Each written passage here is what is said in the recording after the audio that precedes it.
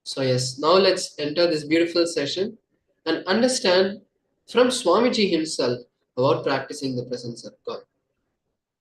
Swamiji says to understand the practicing of presence of God, there are three words we need to understand: Ishta, Nishta, and Leela Dhyana.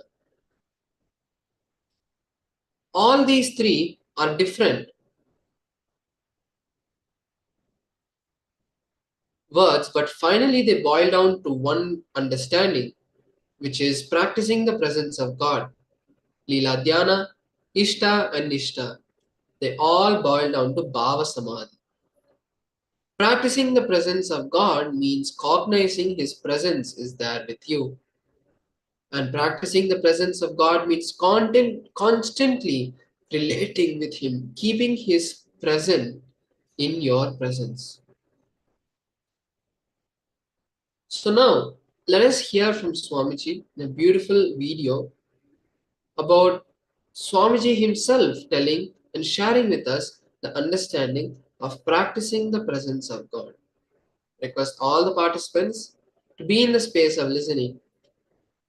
Take down the powerful cognitions that Swamiji reveals.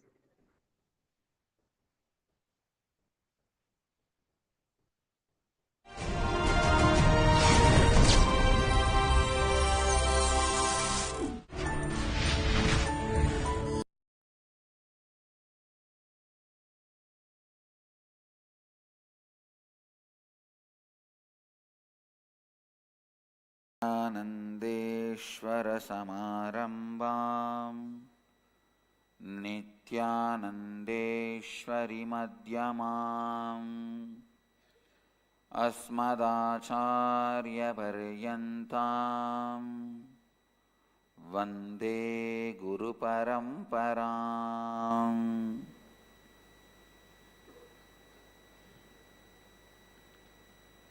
I welcome you all with my love and respects. I welcome all the devotees, disciples, samajis, satsangis sitting with us around the world. इस समय हमारे साथ उपस्थित सभी दर्शकों और भक्तों का मैं प्रेम एवं आशीर्वाद सहित स्वागत करता हूँ.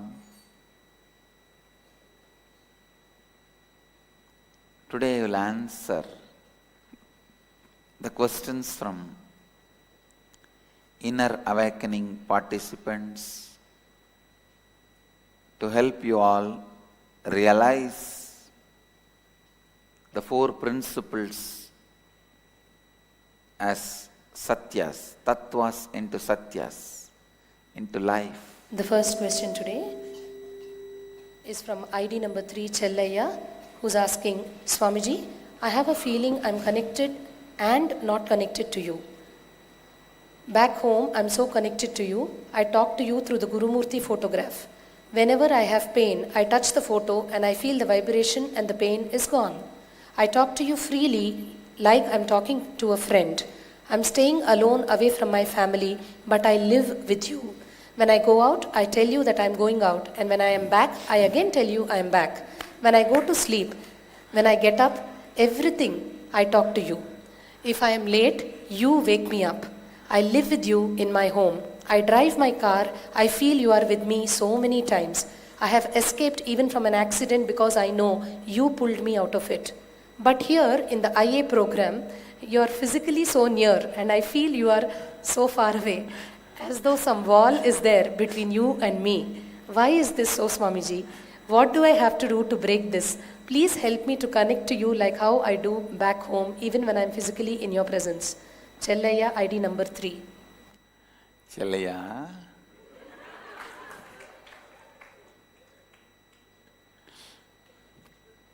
this is a very beautiful question. Right problem to have. See, I always used to tell, there are some wrong problems to have and there are some right problems to have. Sometimes people have a problem, I have too many orders, I am not able to supply. Sometimes people have the problem that I don't have any orders, I am just jobless. Which problem is best to have? Having too many orders and not able to supply is a problem to have, good problem to have. See, listen.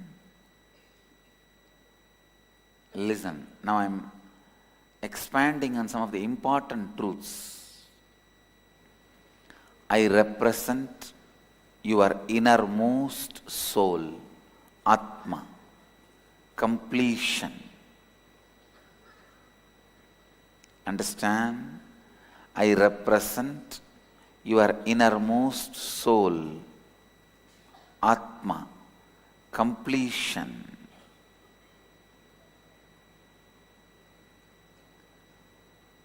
If you are able to relate with me through my photograph, means you have already done enough of self-completion. You are complete within you. The Swapurnatva is done.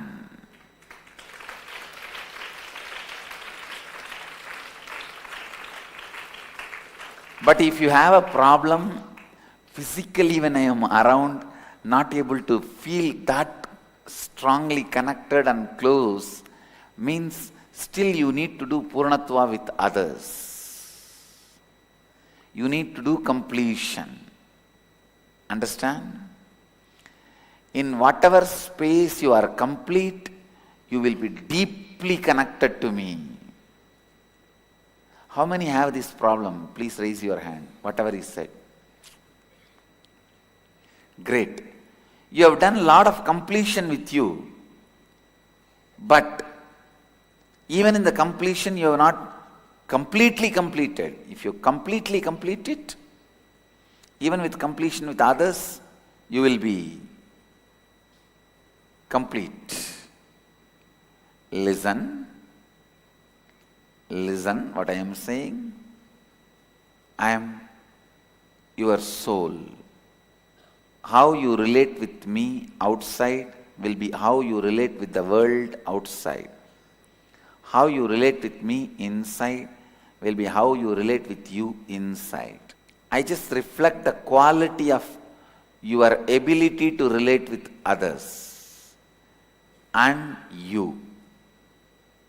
How many of you are cognizing it? It's a very intimate question.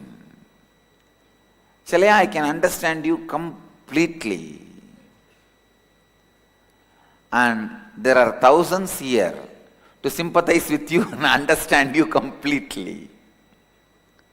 Sometimes you will see a new devotee, a person first time coming to see me. You will see me holding the hand, standing and talking to that person for a long time and inquiring, how are you, how do you feel, as if I know him for a long time. When you see my conversation, my words, you will catch exactly, I know thoroughly about him. He is coming first time, but I will be asking, what happened to that house problem? Got sold? You will see me spending so much time with him. Sometime a long time devotee, 10 years they will be connected to me. What is your name? That's all, especially if she is a woman, she will collapse. Have heart attack, brain attack, liver attack, kidney attack. Whatever organ she has, she will have attack on it.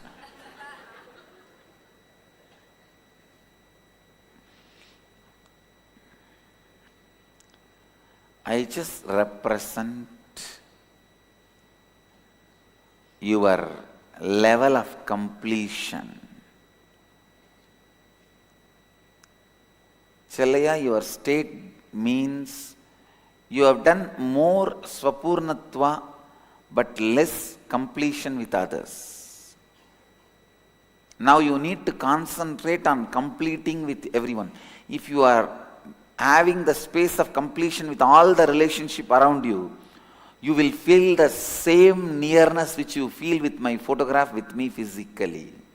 And I will also be reciprocating in the same way.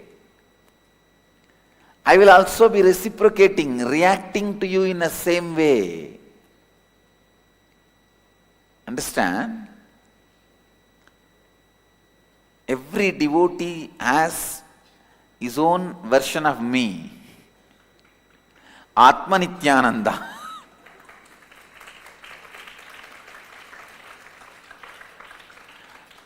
With whom they talk, they relate, sometimes talk back for me also. How many of you talk back for me? God, when I am in the body itself. And then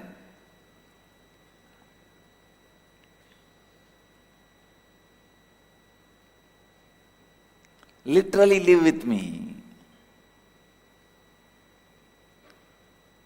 It is called Ishta Nishta in tradition. And Leela Dhyana means strongly feeling connected to your own version of your chosen ideal. So you are free to choose your ideal in Hindu tradition. You can choose your guru, whoever you want as your guru. Your Kula Guru can't be changed, but Sadguru can be changed. Means Kula Guru means family guru. All family will have one guru, that community guru. Kula Guru is more for training you when you are a child into the disciplines of what to do and what not to do. Like take bath 3 times a day, do Sandhya Vandana, Gayatri Japa. Small instructions. Sadguru is who gives you enlightenment. From the time immemorial, Vedic tradition gives you the freedom to choose your Sadguru, who gives you enlightenment. You can choose your God. You can choose even your Guru as God, God as Guru. Understand? You can choose your Guru. You can choose your God. You can choose your God as Guru and Guru as God, and you can even choose both separately. Choosing Guru as God, we have hundreds of examples. How many have done that? Choosing God as Guru, Arunagiri Nadar did. In Tiruvannamalai there was a great saint, the devotee of Muruga. He chose God, Muruga himself as Guru, and Muruga appeared and initiated him, gave him enlightenment. Guruvai, Varuvai, Arulvai, Muruga. He calls Muruga, the Skanda, Subramanya, as Guru. You can choose God as Guru, Guru as God.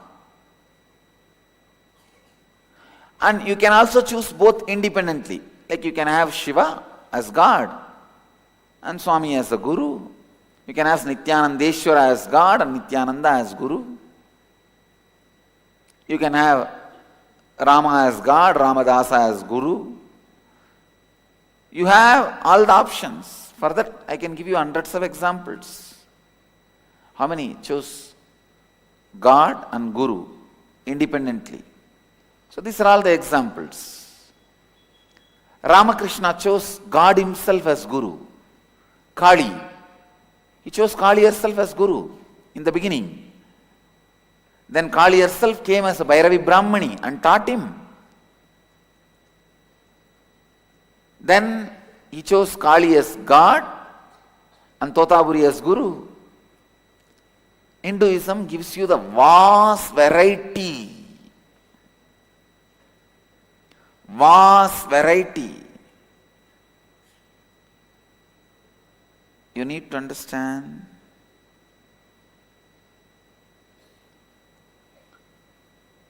Living with your chosen ideal is called Ishta Nishta, Leela Dhyana.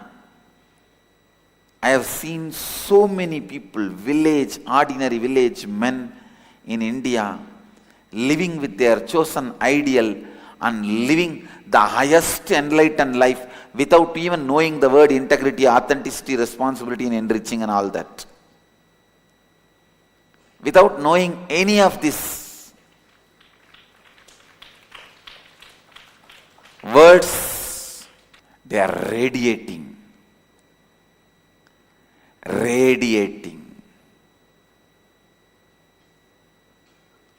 Enlightenment. I tell you, just this one truth, Ishta Nishta and Leela Dhyana, made millions of Indian villages enlightened.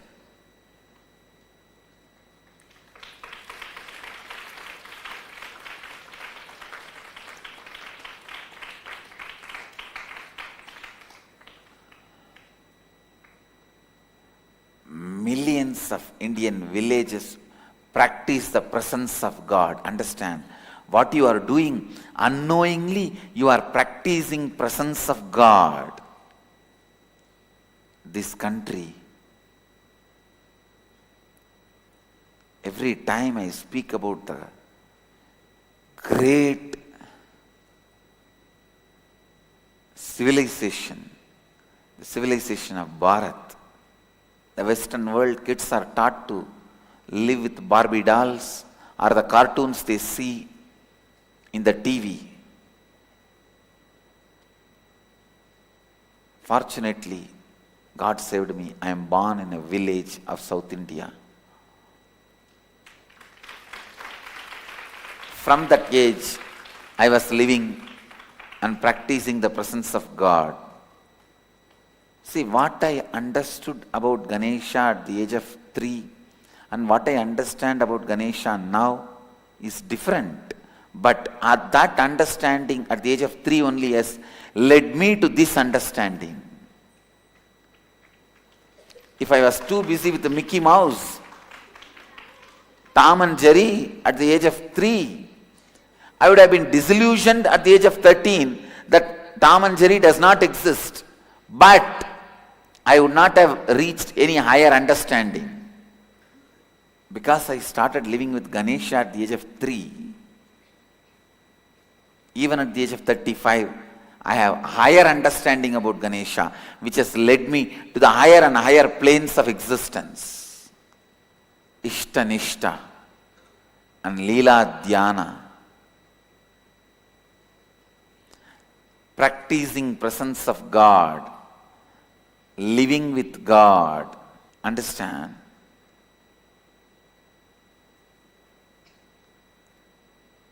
For every individual who wants to achieve enlightenment through the path of devotion, who wants to make their life authentic, this is the best path. Shall I tell you that whether you want it or not, your life will continue to become more and more authentic. Because you know, I am there. I am there. Practicing the presence of the God makes you more and more authentic. That's the beauty of the Hindu tradition. Beauty of the Vedic spiritual tradition. Ishta Nishta makes you do lot of self-completion with you. Actually, because of this Leela Dhyana practice, you become more complete with you. And if you observe deeply, you will find out, if you have incompletion within you, that day you will feel, I am angry with you. I am angry at you.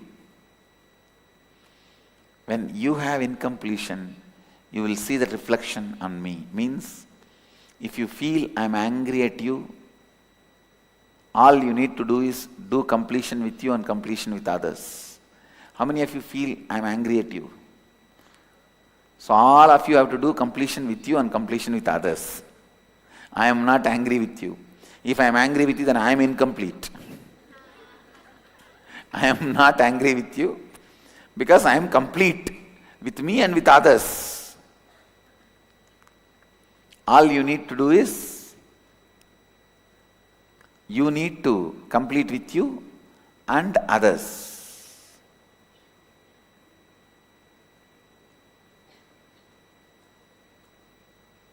Understand the completion you need to do with you and with others.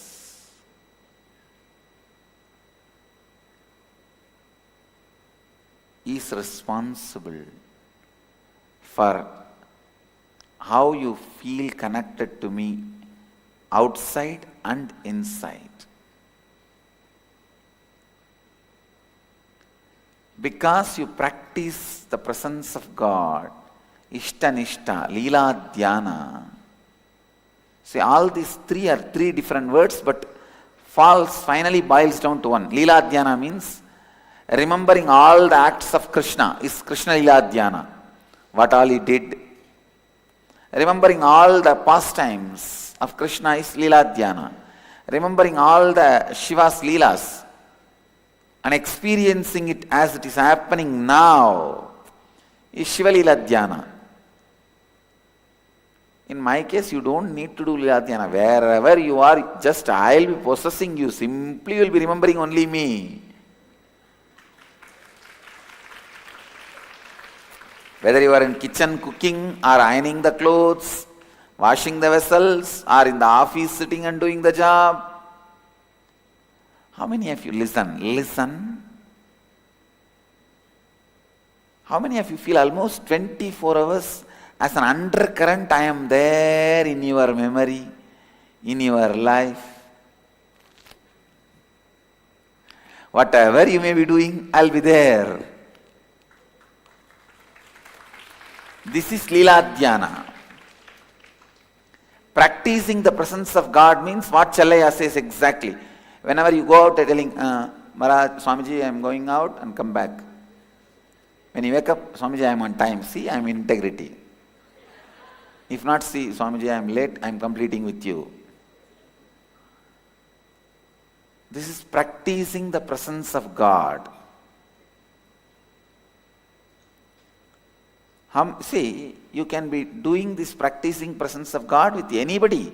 You can do with Shiva, Hanuman, Rama, Krishna, Devi, whoever you choose as a chosen ideal. With that, you can do it with the Guru, God. As I said, you have an option. But practicing the presence of the God is so powerful. Please understand, I need to tell you. Practicing the presence of God, I myself did in my life. I carried the photograph of Sri Ramakrishna from the age of 13 till the age of 22, practicing his presence continuously.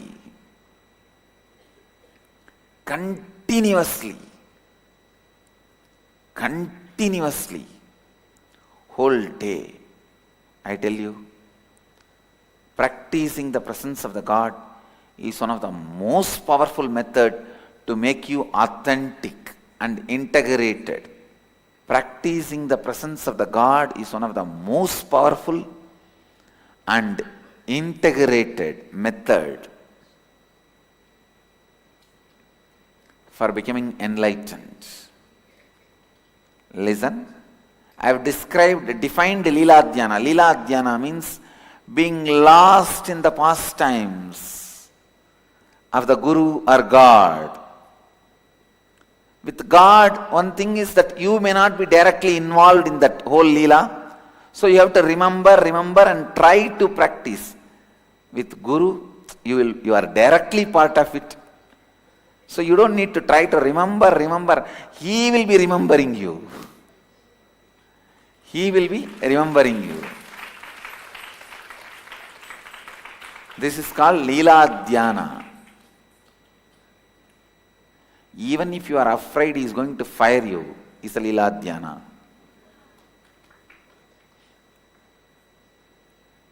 Then practicing the presence of God is constantly feeling you are with him, he is with you.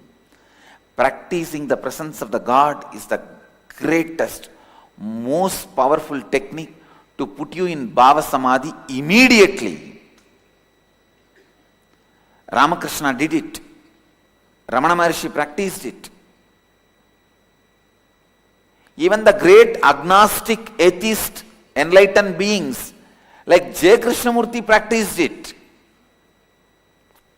If you read the biography of J. Krishnamurti, from the young age, he was trained to practice the presence of the higher power.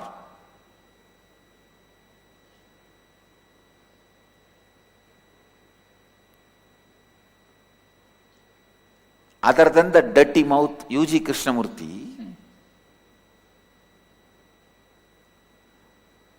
fortunately he died. Actually, I sent an email to him when I read his book. He was claiming enlightenment is pain. I sent an email to him that, come on, let's have a public debate in open. Poor fellow died immediately.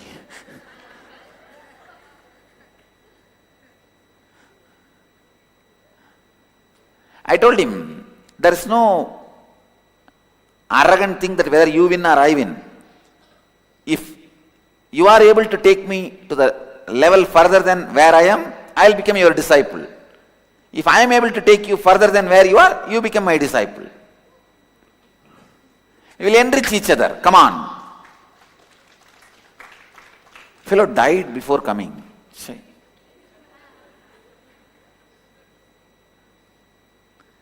Other than that dirty mouth U.G. Krishnamurti, no, this fellow fires everyone. And I wanted all these so-called modern gurus to know, I am giving you a warning through national channel. No question of attacking, abusing any of the tradition and traditional masters. Don't think you are Osho. If that fellow was alive, I will tear him to pieces.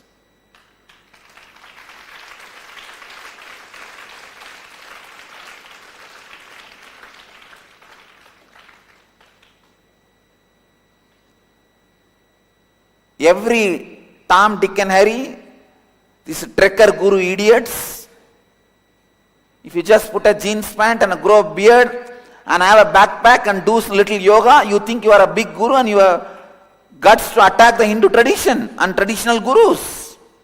I have come. That time is over.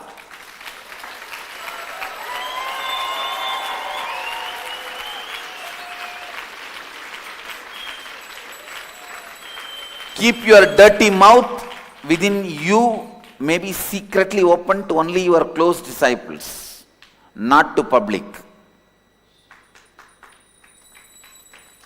All the modern day trekker gurus, be very clear.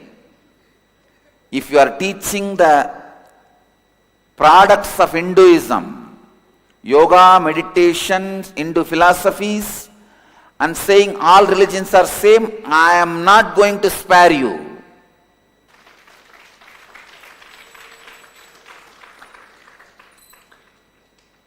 If you teach Quran and say all religions are same, Muslim leaders are going to spare you.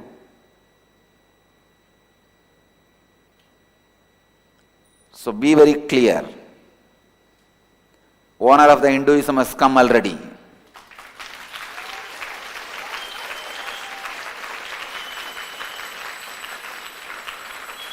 None of you guys will talk in the language of Osho. If you don't have respect for tradition, you live your life and die. We don't care. But no question of attacking. Osho made attacking these traditional gurus as a fashion.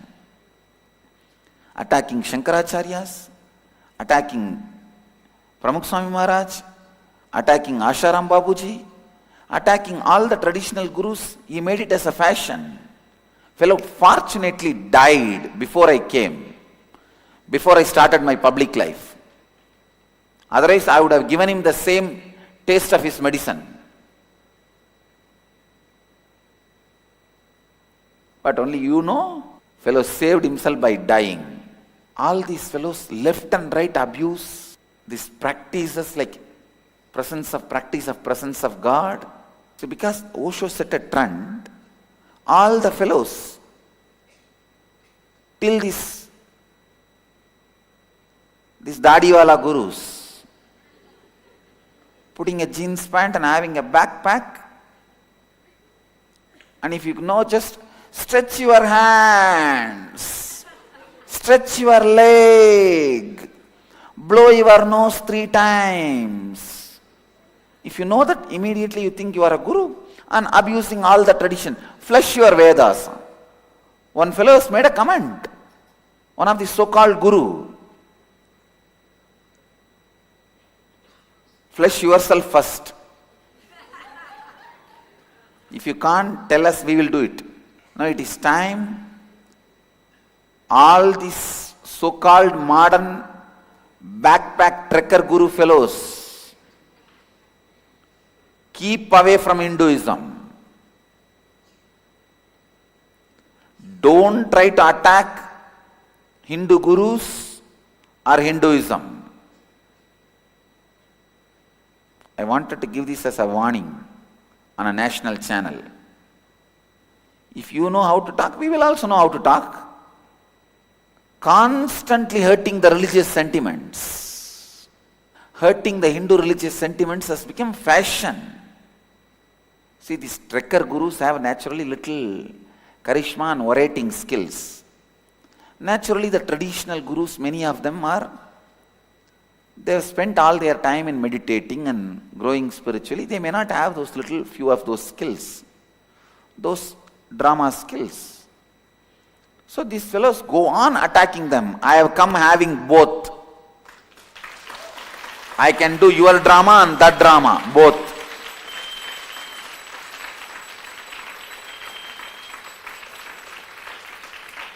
And I have come with both the skills is a good news. I am going to be standing at the side of the tradition is a bad news for the trekker gurus. All these backpack trekker gurus, pack your backpacks and get lost into some hill. Don't be with the human civilization.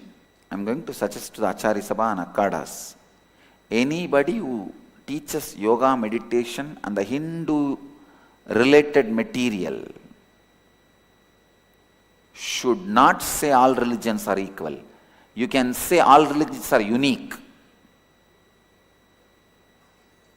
Because all religions are equal is that defaming, abusing statement towards Hinduism.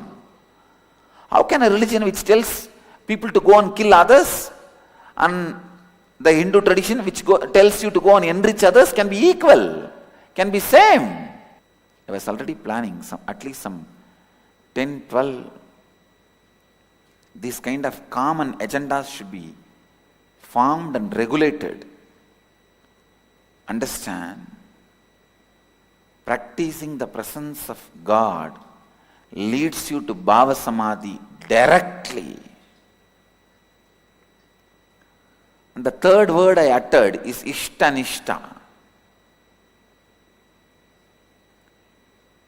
You may accept all divine beings. It is not that you will not go to Vishnu temple, you will not go to Devi temple, but if you are connected, if you have chosen Shiva as your ideal, you know he is your ideal.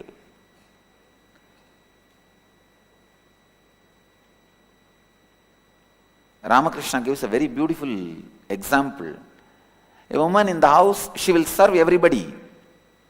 She will serve the brother-in-law, sister-in-law, father-in-law, mother-in-law,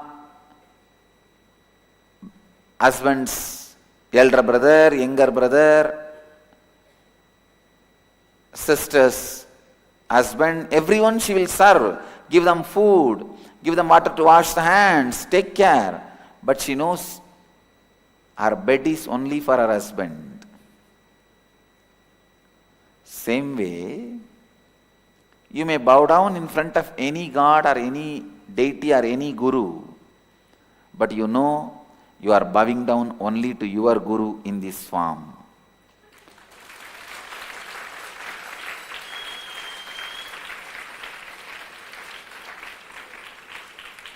Sadguru Swarupaya Nithyanandeshwaraya Namaha. Very clear. Sadguru Swarupa Meenakshye Namaha, Sadguru Swarupa Ganeshaya Namaha, Sadguru Swarupa Subramanyaya Namaha means you may bow down in front of any god, any deity. You know you are bowing down only to your chosen ideal, Ishta Nishta.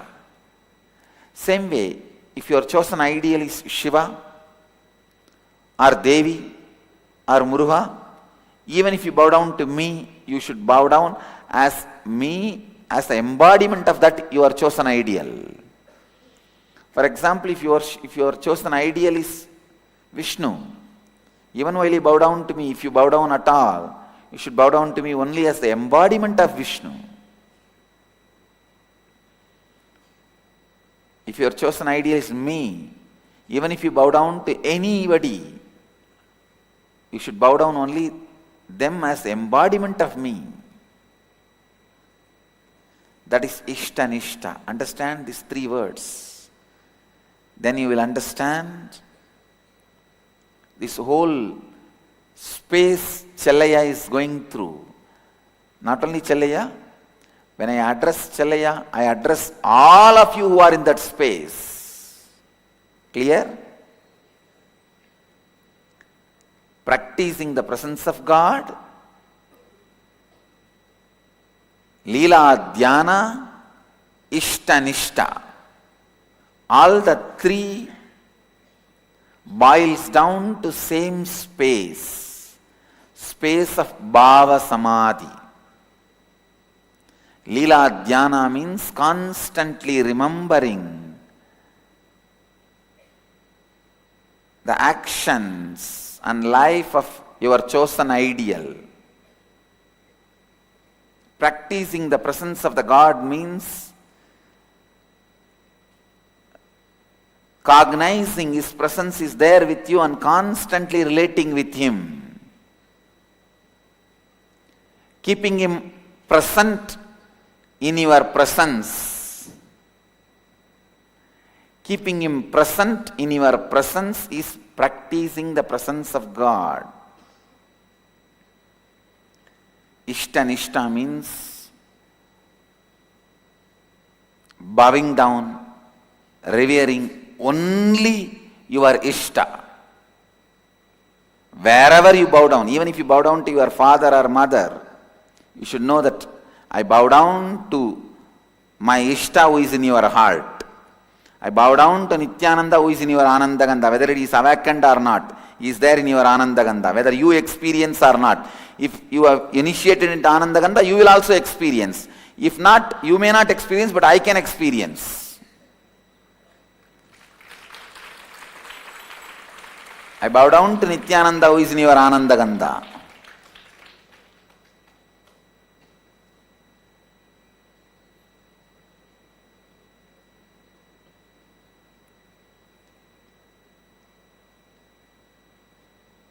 Solution for this feeling close with the photograph and very distance with me is listen.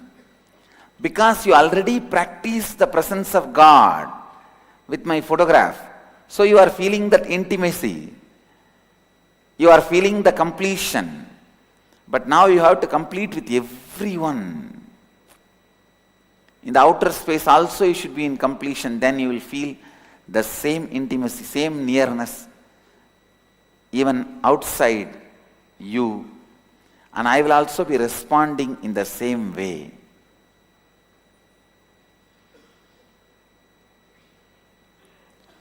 All the ashramites who are with me in the past janma practiced the presence of God and received boon to live around me, but unfortunately they forget, and when they are given that space, they abuse, they miss to continue to practice the presence of God and miss, and the next janma away. Then again after 2 janmas practice the presence of the God and come back. They are doing this, fallen into the same rut. If you complete outside also, and catch the same closeness you feel inside you with me, outside also, you are complete and you live enlightened life. You enrich yourself and others.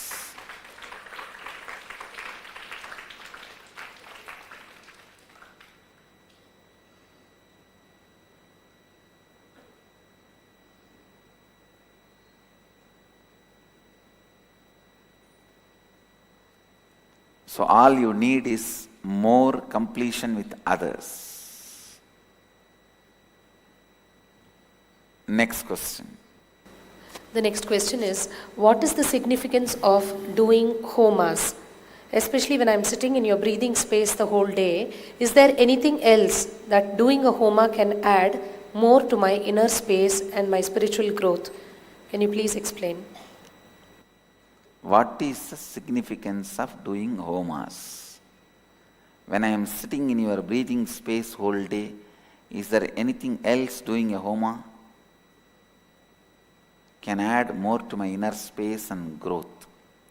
First listen. What's the significance of doing homas? Homa is not faith-based action, it is science-based action. First understand, it is not faith-based action, it is a science-based actions, which has been considered as a science because media promoted it.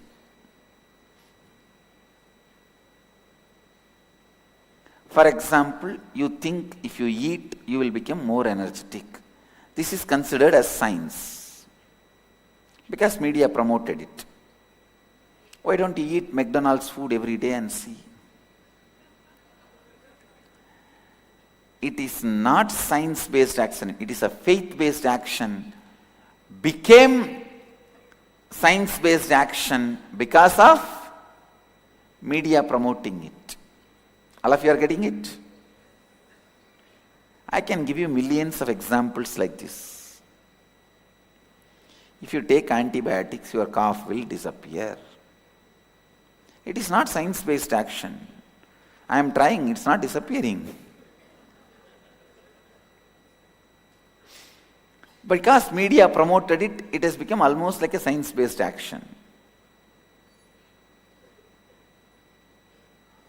Homa, yajna is not faith-based action, it is a science-based action.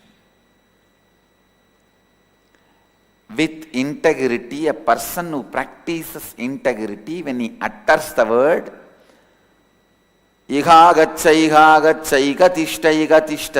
that space is filled with the presence of the deity, divine energy is inviting, invoking. Especially all the homas happen in this campus. I am responsible for the divine presence to be there and receive what you offer.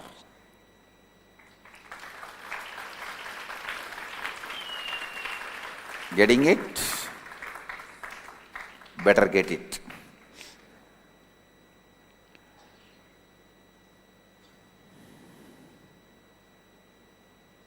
Understand? When you invoke those energies in the fire properly and procedures, divine appears and receives your offering.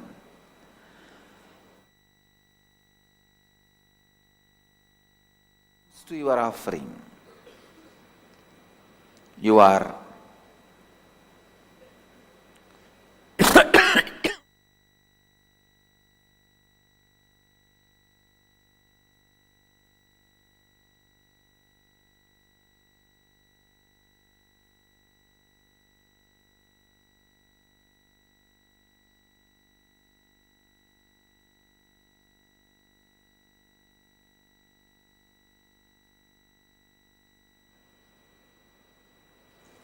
experience the space of the divine.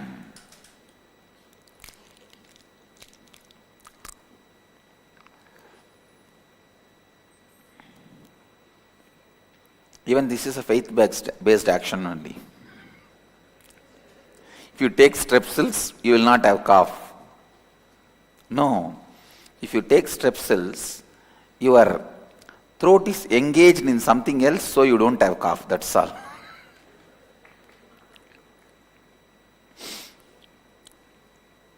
All right. Homas, yajnas, yagas, all of them are very powerful science-based actions. Tomorrow, Kalabhairava you will see. You will see the presence. Literally, you will be there, receiving the offerings, responding to you.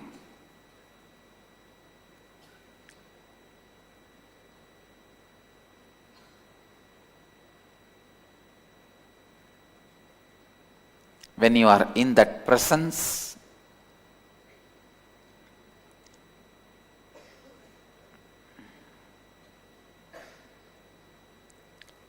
offering, please understand, he will be straight away, literally answering your prayers and giving you the boons. Homas are, if you do the scientific analysis and research, their percentage to ability to cure the disease will be more than allopathy. I challenge.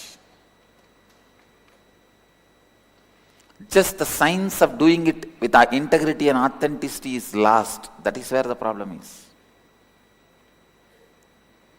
We will revive now. We are reviving now. Especially, I am reviving it with my Gurukul kids. My Gurukul kids are the best integrated, authentic beings on the planet Earth.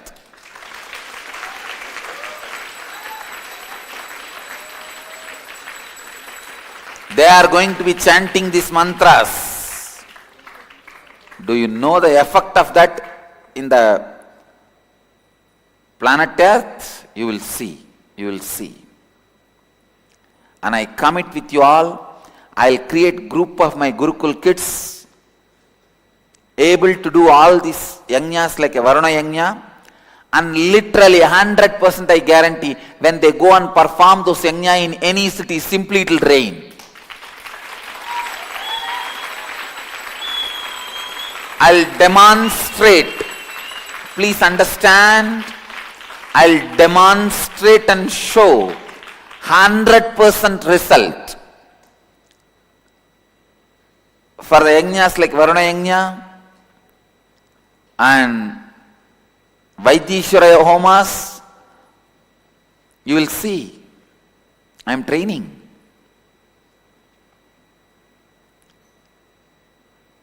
Especially when they practice this Mallakamba and all these martial arts, even their muscles will be integrated into their integrity. I am training. Already I am successful, but still I am training them with more details, including how the Yajna Gunta should be created, yantra, everything will be so authentic.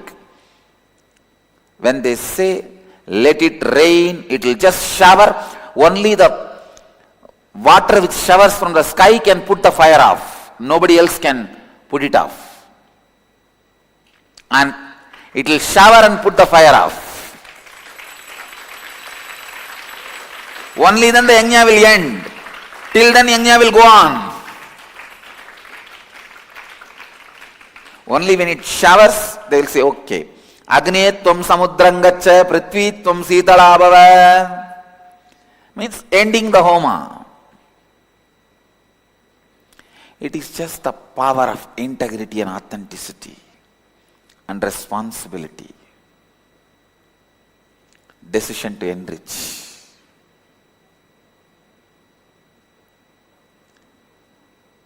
I'll prove this as a science to the world.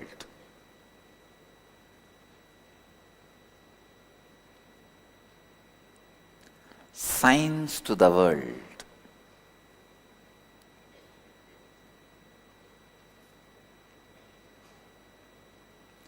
When you are sitting in my breathing space or in the Homa, be in the space of pure listening.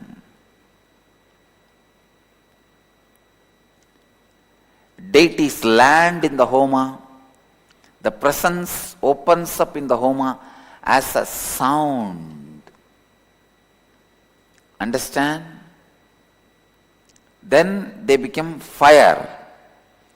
But the vehicle through which they land is a sound. So listen, listen. Be in the space of pure listening.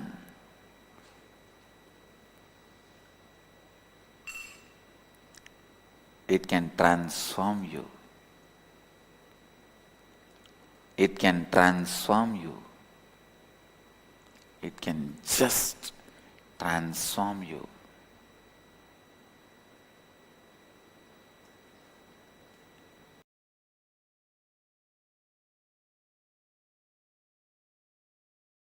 So yes, with that beautiful satsang we had from Swamiji, where he shared about the science of living with God, the science of practicing the presence of God, is one of the most beautiful ways to manifest completion in our life, to manifest success in our life, to break all the patterns and be free from all of them. This is a beautiful technique that you can start practicing from now. There's no initiation needed, there's nothing needed except your decision to start doing it. So if you think that you really want to start, take that step and even do it for a few days and see. You will see so much of change in your life. There's so much of change in the way things happen. So now let's enter a small understanding, a recap kind of understanding of what we understood from this session.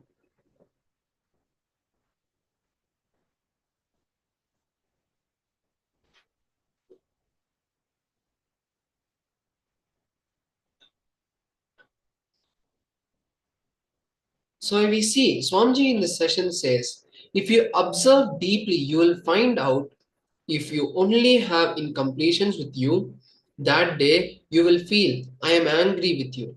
If you feel, I'm angry with you, all you need to do is complete with you and complete with others. Contemplate on these understandings and you will see so much of completion happening in your life. Meaning, when you see that there's anger, when you feel anger in a particular day, when you feel angry about just nothing, but just that anger is boiling inside you, the only thing you need to start doing is completing with yourself. Immediately, that anger will go away because you know that Swamiji is there with you. Swamiji is going to complete your anger. So tell Swamiji, Swamiji, I'm feeling angry. Complete me. Give me completion. And then you will see that happens. So it's just the process of continuously living and practicing the presence of God that will intensely change your whole space. So now let's move into a round of manifesting the power of teleportation. So we are going to be moving into the next round of manifesting the power of teleportation. Now we're going to be manifesting kumkum powder, or any powder that you have is perfectly fine. Kumkum is one of the very energized products, alchemy products, you can say, which holds the energy of Devi in it. So now let us enter this round of manifestation. Before that, let's just see the Shastra Pramana for the power of teleportation.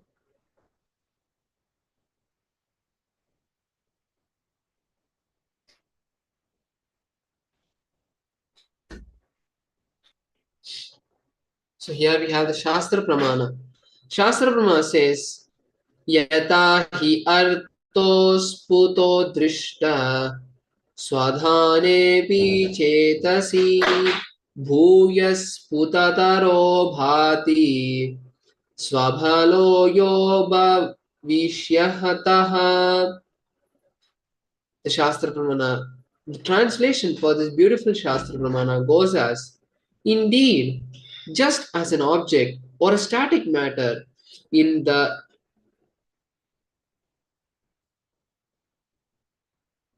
spite of all the attractiveness of the mind, it perceives and sees indistinctly at first, then appears and manifests more distinctively and clearly when the observed, which is the strength of one's visual power.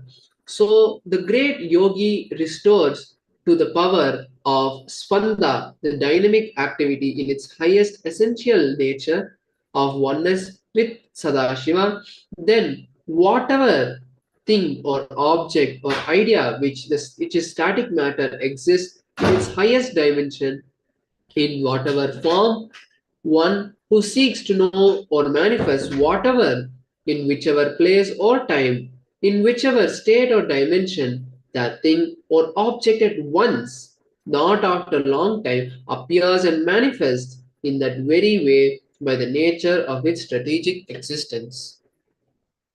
Let me explain this Shastra Pramana.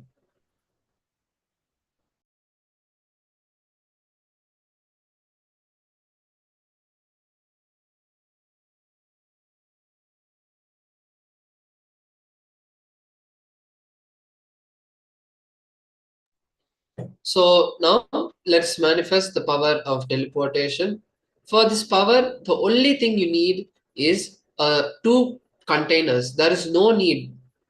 There's a question where someone's asking, Guru used to drink a mix of some particular herb for teleportation. What herb does he use? The thing is, for when we are initiated by Swamiji, there is no external thing that we need. It is just the oneness with Swamiji that we need to establish. That itself will manifest the powers for us. When we use anything external to manifest powers, it is all siddhis. Meaning, the siddhis, they don't pull us to the space of enlightenment, experiencing the oneness with Paramashiva. So, now, let's enter this power manifestation and let me just explain the Shastra Pramana. So, here Paramashiva says, when the yogi wants a particular item, when he connects with the source, with the spanda, meaning the connection between you and Paramashiva, which is the spanda, which is the dynamic activity, and declares saying that you want that, then by that declaration itself, manifests in front of you. So now let's start the manifestation. Can place two containers in front of you. In one container, you can keep some powder, whether it is just some even talcum powder or body powder, or even if you have kumkum, that is great, you can use that. Whatever powder you have, keep one cup with the powder and another cup without the powder. Then connect with Swamiji, visualize him in your inner space, and request Swamiji to manifest the teleportation of moving the powder from one cup to another. Continue to keep this cup in front of you, and just at the end of the manifestation, we'll verify if any teleportation has happened. We can continue to manifest this throughout the day also.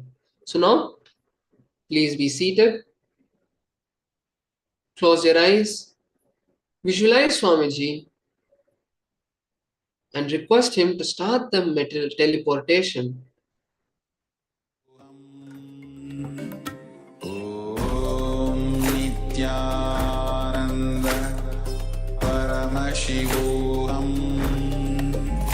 Om Nithyananda Paramashivoham. Om Nithyananda Paramashivoham. Om Nithyananda Paramashivoham. Om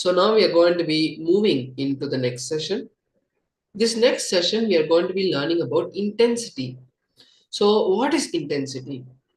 Intensity basically is being continuous in a particular thing.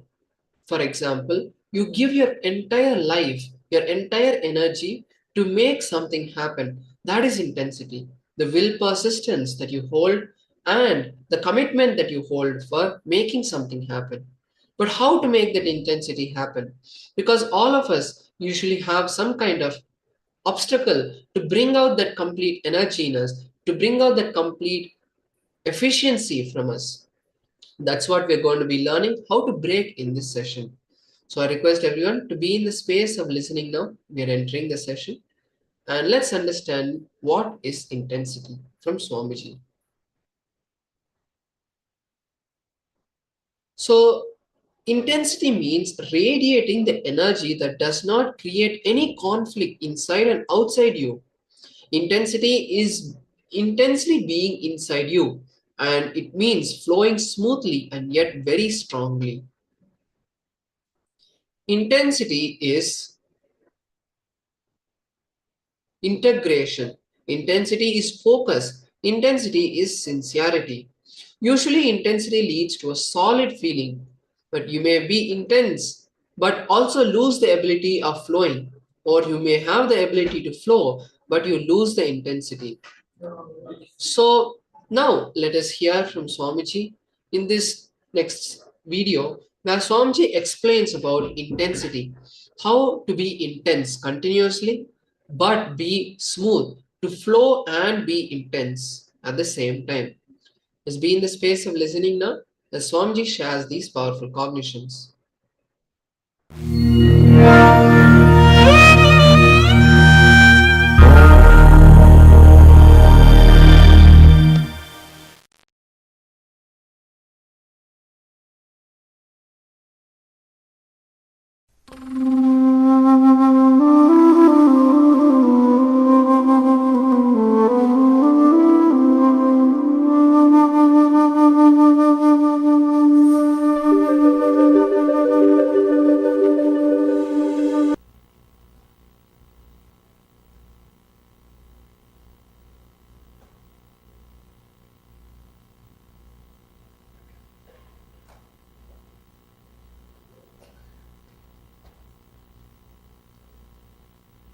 सदाशिवसमारम्भां शङ्कराचार्यमध्यमाम् अस्मदाचार्यपर्यन्तां वन्दे गुरुपरम्पराम्.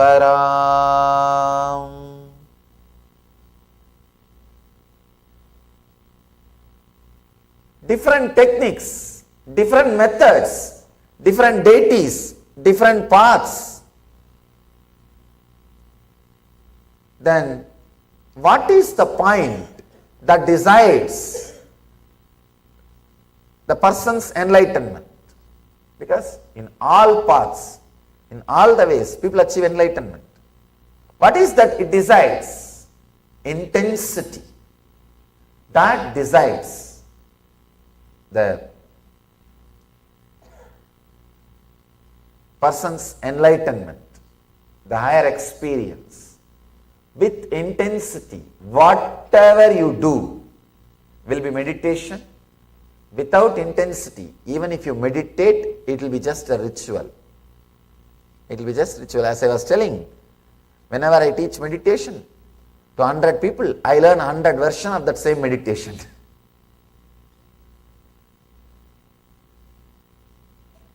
Mrutimatyadi matratvat tatopi visheshaha.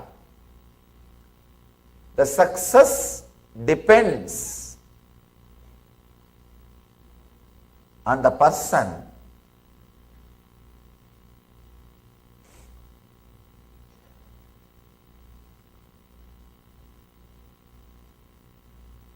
not on what he is doing, but what he is.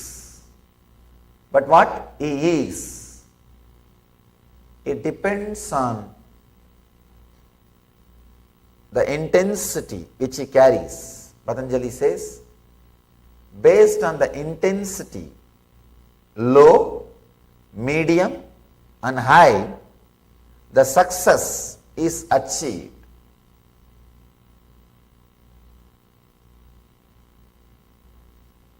I just want to drill this one point again and again and again, so that you will become intensely intense.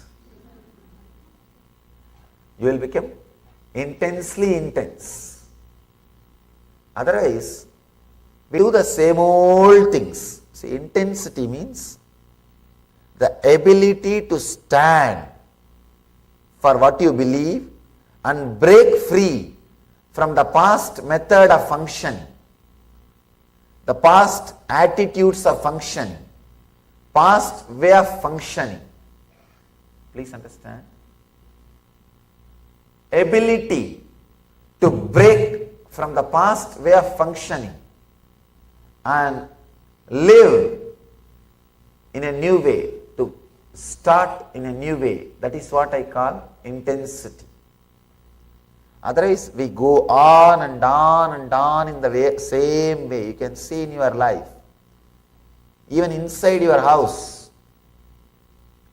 you will walk in the same route, sit in the same sofa, go to your bed the same way, and you will lie down in the same way, and you will come back and sit in the same chair in the dining table. You will eat and come out to the garage. You will drive in the same way. You will not even be alive, creative. I always tell my brahmacharis, my ashramites, at least do new mistakes. I will have some entertainment. Even for that, we don't have creativity. You need intensity to do things new. Otherwise, even your mistakes, same old, maybe a difference in quantity, little big or small, but not in the very quality. I have a story for you. A cowboy rode into town and went into the saloon for a few drinks. When he came out again, his horse was gone. He stormed back into the saloon and shouted, "Who stole my horse?" There was no reply. He was getting angry. Right. If no one owns up to stealing my horse, I am going to do what I did in Arizona. Still there was silence. The cowboy was fuming. This is your last chance. If no one owns up to stealing my horse, I am going to do what I did in Arizona. Just then, a lone voice piped up. What did you do in Arizona? The cowboy said quietly, I walked home.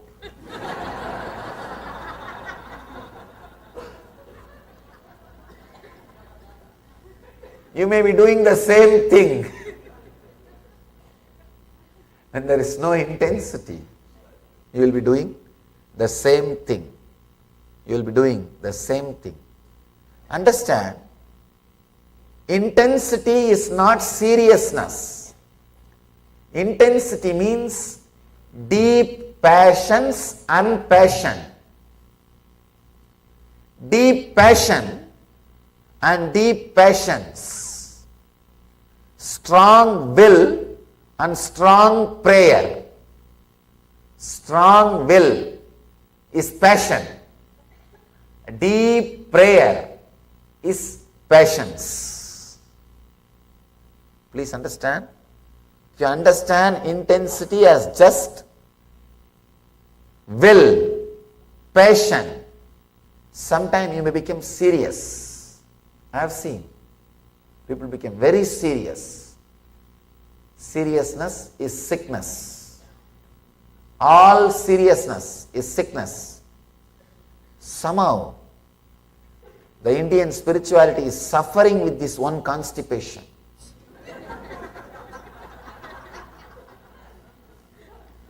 A long face. Yogi means a long face. If you see a yogi, or some spiritual guy or claims to be a spiritual guy with a long face, he doesn't need your respect. He needs medicine for constipation.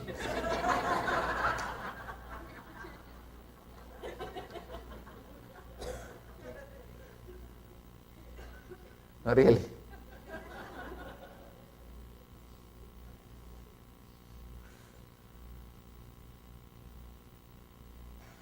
Many times, somehow that seriousness is associated with intensity. No. Intensity is sincerity, but not seriousness. You will be intense and be relaxed.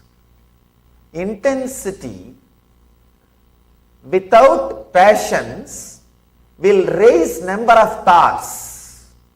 See, just intensity, passion, without passions will raise number of thoughts. It may lead to outer world success, but never inner world success. Just a deep patience, acceptance, without having number of thoughts, may lead to inner world success, the silence, the peace, but not the ultimate enlightenment itself. Please understand. Just passion naturally will raise the number of thoughts. You will be successful in the outer world. The more number of thoughts you have, the more successful in the outer world. If you have just passions, you will deeply accept everything. You may be successful having peace in the inner world, but not the ultimate success, the enlightenment itself, which gives you the fulfillment in the outer world and the inner world. So the enlightenment is totality of passion and patience. Intense number of thoughts with a deep silence. Means your very frequency will be different. Very frequency will be different. People ask me, Swamiji, do enlightened persons have thoughts?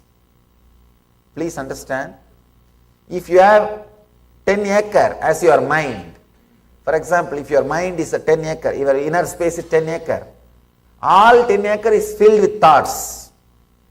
In my inner space, I have 10 million acres and some 100 acres are filled with thoughts. Negligible, but much more than you. Please understand. For the inner space I have, it is negligible. That is why we call no mind. But if you see the number of thought, the actual factual space, it is much more than you. It is much more than you. But because it is compared to the empty vast inner space, the space in which thoughts are there are very less. That is why we call it no mind. 10 million acre, just only 10 acre is used for agriculture. Will you even remember? No. Negligible.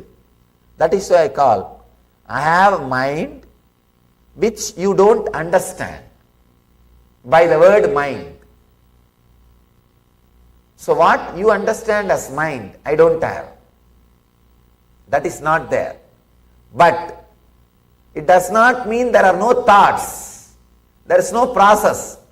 The process is 100 times more intense than you, but the background and the canvas on which the process is happening, the space in which the process itself is happening, is so vast, the process is negligible. The process is negligible. So please understand, in the intensity, you do not have just passion. You have passions also. You became complete. You became fulfilled. You just radiate the truth. Intensity is a strong feeling that I should achieve, and strong prayer that I should achieve. It's like you put your whole being, you put the whole effort, and you know the ultimate is supporting you. It's like you will have a deep will, strong will and deep prayer. Even if anyone is missing, it can't be called as intensity. Strong will and deep prayer. Understand? If you understand the divine is supporting you, the effort you put, even if it is little, suddenly you see the success happens. Just by remembrance, the divine is supporting you. You don't even have to bother whether it is factual or not. You don't have to measure. Am I supported? How many hours it stood with me? What has happened? There is a story. One guy asked a boon from God. God, you should always be with me. God said, all right, I'll always be with you. So whenever this guy walks, he will see one more set of footprints behind him. Means God is walking. Whenever he is in joy, he will see two sets of footprints, he and God. Whenever he is in suffering, he will see only one set of footprints. So he called the God again. What is this? Whenever I am in joy, you are following me. When I am in suffering, there is only one set of footprint. You are not following me. God laughs and says, fool, when you are in joy, you are walking, I am following you. When you are in suffering, I am carrying you. So the footprint which you see is mine, not yours. So be very clear. When you are intense, when you just remember, He is there supporting even simple effort, suddenly you see it will become reality, success. It will become success. So even a simple thought that is there, please understand.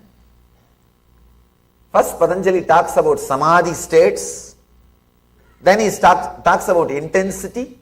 The next sutra he talks about is surrender. Means strong will and strong prayer. Even the idea you are supported, suddenly you will see you are successful. You are successful. The next sutra is Ishvara Pranidhananiva. Just by surrendering, people can become enlightened. Just by remembering, you are supported, you achieve. I have a story for you. A man drove his car into a ditch on a quiet country lane. Fortunately, a farmer passed by with a horse. This guy asked, could your horse pull my car out of the ditch? Driver asked. Farmer said, buddy is a big strong horse. We will see what he can do. He will be able to do it, I think. Anyhow, the farmer hitched the buddy up to the car and said, pull Blackie, pull. Buddy, the horse did not move an inch. Then farmer said, pull Samson, pull. Buddy did not move an inch. Then the farmer said, pull Troy, pull. Buddy did not move an inch. Then the farmer said, pull, buddy, pull. And buddy, the horse, effortlessly pulled the car out of the ditch. The driver was grateful but mystified. He asked the farmer, tell me, why did you keep calling your horse by the wrong names? Like Blackie, Samson, Troy. The farmer said, well, you see, my buddy is blind. And if he thought he was the only one pulling, he will never move.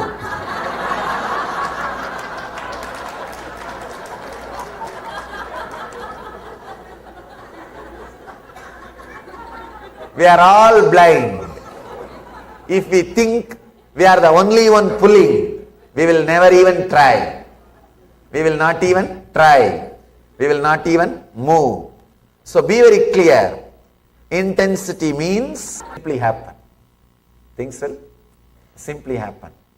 That is why Patanjali, just with intensity, he puts the next sutra, Ishvara Pranitananiva. By surrender, the ultimate is achieved.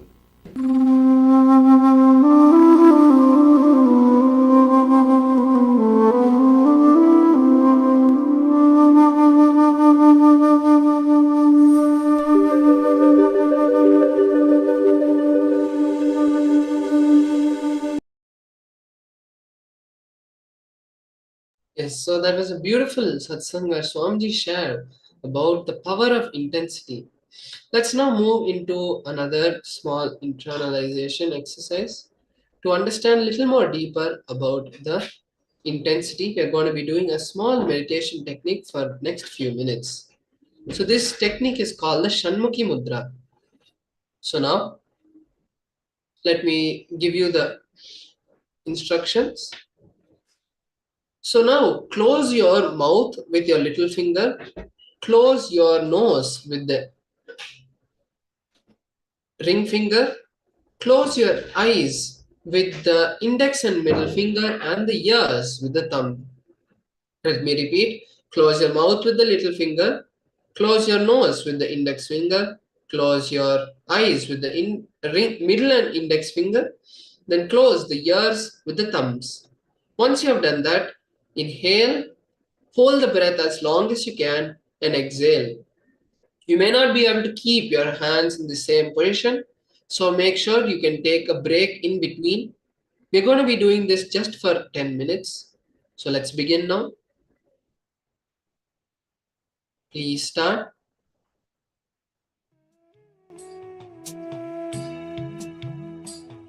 Inhale.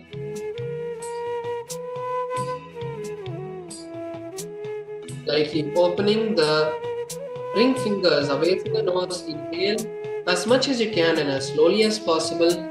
Hold the breath inside. Hold the breath as long as possible comfortably and then exhale slowly. If you feel your hands are paining, then relax, take a break, and then continue. And if you need to catch your breath also, stop doing the kumbhaka, allow your breath to settle, and then continue.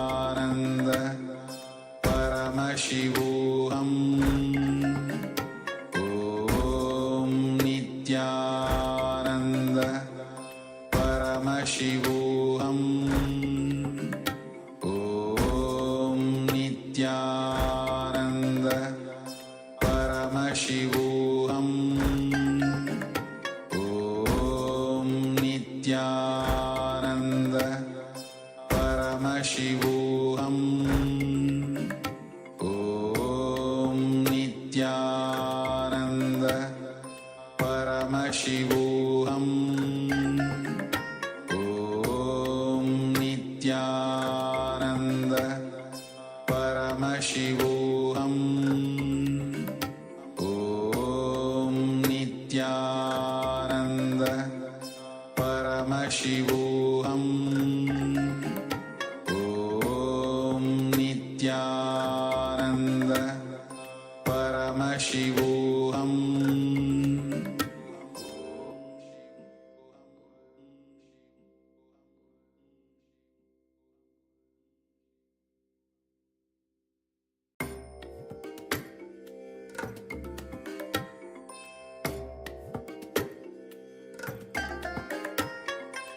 I bless you all.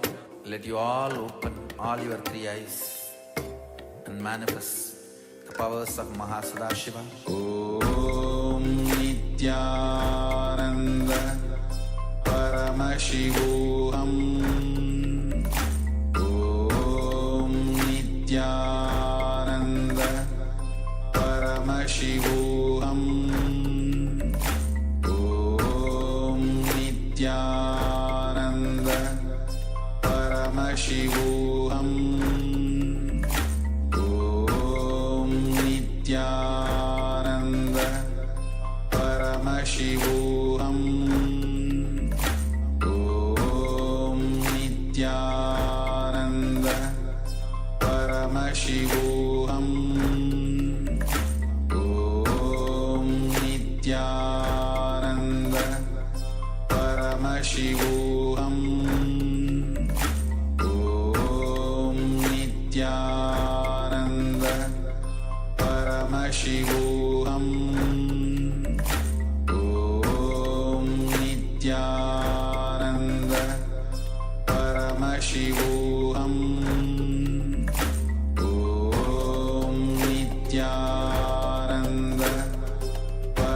Om Nithyananda Paramashivoham. Om Nithyananda Paramashivoham. Om Nithyananda Paramashivoham. Om Nithyananda Paramashivoham. Om Nithyananda Paramashivoham.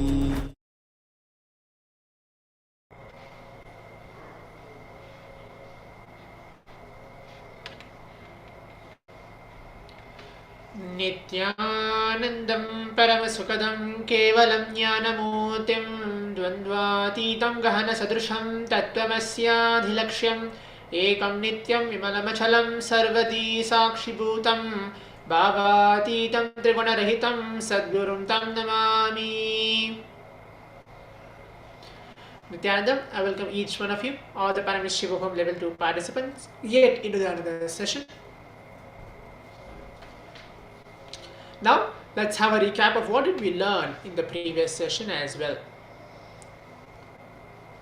We learnt on the practicing the presence of God, and we did the internalization exercise where if we observe deeply, we will find out if we have any incompletion with ourselves.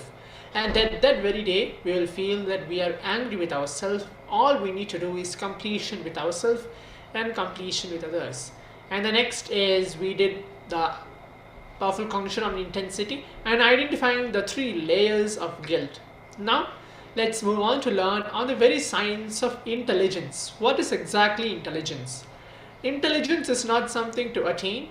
Every single being is endowed with intelligence. Every one of us has intelligence. It is an inherent inborn quality of life, just as fire is hot, ice is cold. By nature, we have intelligence. The difficulty is we strongly believe we are limited. We have that condition to think that we have only limited capabilities, that we cannot. So we have forgotten how to use the capabilities. Children are born intelligent. They are so spontaneous and enthusiastic. But the family, society, and conventional school destroy the natural intelligence. Within the child, with the undue importance, they pay logic, memory, and competition. Allow your complete being to simply express itself, and you will see the natural intelligence flowering beautifully. This is what I call being integrated and fulfilled. We think we are very intelligent, and so we try to mold our children to become intelligent like us. When we start this process, we first teach the child the logic of running in life, driven by either fear or greed. We need to understand an important thing here. One kind of intelligence is needed to be a scientist, and another kind of intelligence is needed to be a poet. Intelligence is the ability to respond to a situation or a challenge. Everyone is born intelligent. It is a question of just discovering each one's unique dimension of intelligence. We have a natural, spontaneous intelligence inside us. You have tasted it as a child. When knowledge is applied in the right place, at the right time, it is intelligent. Spontaneity is when we easily express our knowledge in the right place at the right time. In other words, using our intelligence. A small story. One boy was learning a lot of new things at school and home. One day he told the teacher, "Yesterday I killed 3 female and 2 male flies." The curious teacher asked, "How did you know which were males and which were females?" The boy replied, "Simple. 3 of them were on the mirror and 2 of them were on the cigarette box." Intelligence is being aware and spontaneous. Understand? An important thing is when you are deeply aware, you cannot make mistakes. With deep awareness, you are in the present moment. When you are in the present moment, you are alive and alert. That is what we call as intelligence. There's another story.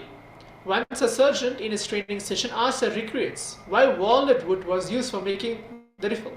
The recruits thought hard, and one of them answered, "Because walnut is harder than other types of nuts." The surgeon brushed him off, saying, "Wrong." Another recruit ventured, "Because it is more durable." The surgeon's voice boomed, "Wrong." A third person tried his luck, "Because it is waterproof." The surgeon, tried of his answers by now, replied, "You boys surely have a lot to learn. Simple reason, that is what is laid down in a rule book." Living every moment in total awareness is meditation. Acting out of your own intelligence is taking complete responsibility for what you do at all times. Usually we only react like programmed machines. We do not respond to situations. Someone insults you and you become angry even before becoming aware of what you are doing. Moving with time, flowing with life, becoming a fluid process instead of being a solid ego is what we call intelligence. When your intelligence awakens, you drop from the head to heart, from logic to love. Then you operate neither from pure intellect nor from pure sentimental love. You operate just from loving intelligence, and you automatically radiate compassion to all those around you. You rely on thinking because you do not allow the natural understanding to happen. Thinking arises from the mind, which is actually one of the most marvelous mechanisms. But the problem arises when the mind becomes your master instead of a tool in your hands. The mind is like a radio that you don't know how to turn off. How many of us actually realize the tremendous intelligence that our body possesses? Just think, when our body can digest food, pump blood, adapt to the environment, at the same time perform 1,000 other complicated tasks without the help from outside, you have to accept that there is an intelligent energy driving it. If you reflect on this, you will realize there is something called body intelligence. There's a small story. Once a king went to an enlightened master and asked him, "I heard that you are an enlightened man and you radiate energy around you. are always in bliss. What do? The Zen masters replied, I eat when I eat, I sleep when I sleep. We have been taught that the center of intelligence is our brain. Our body is not a simple centralized system of intelligence controlled by the brain. The human body is a highly evolved, distributed system of intelligence. Actually, your body has the capacity to heal every disease, physical or mental, however complex it may be. The secret is to use the lost science of self-healing. It is a process of connecting the intelligence of the person to the cosmic energy, which is the pure intelligence, through an initiated healer. An important thing to understand, which may shock each one of us: you have an independent intelligence in your systems which runs your life without even your interference.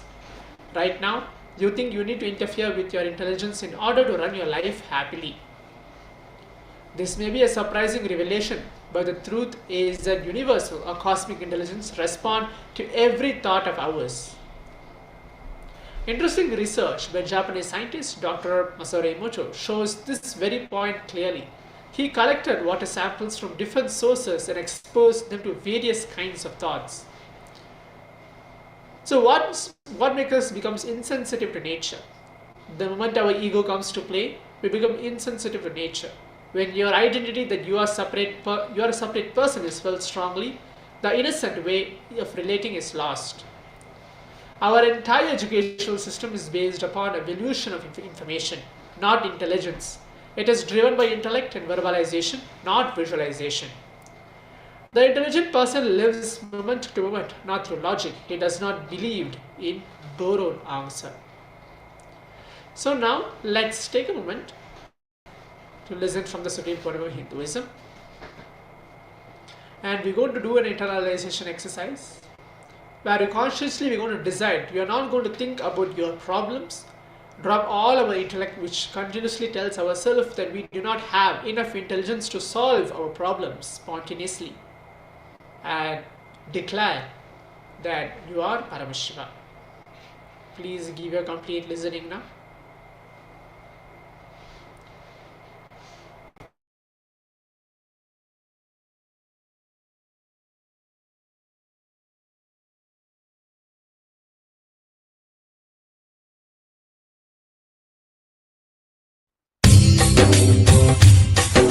स्वभावचिन्मयानन्दं कृपापूर्णं जगत्पतिं हरिषड्वर्गजेतारं नित्यानन्दगुरुं भजे. When some desire arises, when some desire comes, consider it and then suddenly drop it, unclutch from it. Very simple. In one sutra, Shiva is finishing and he says, just be enlightened.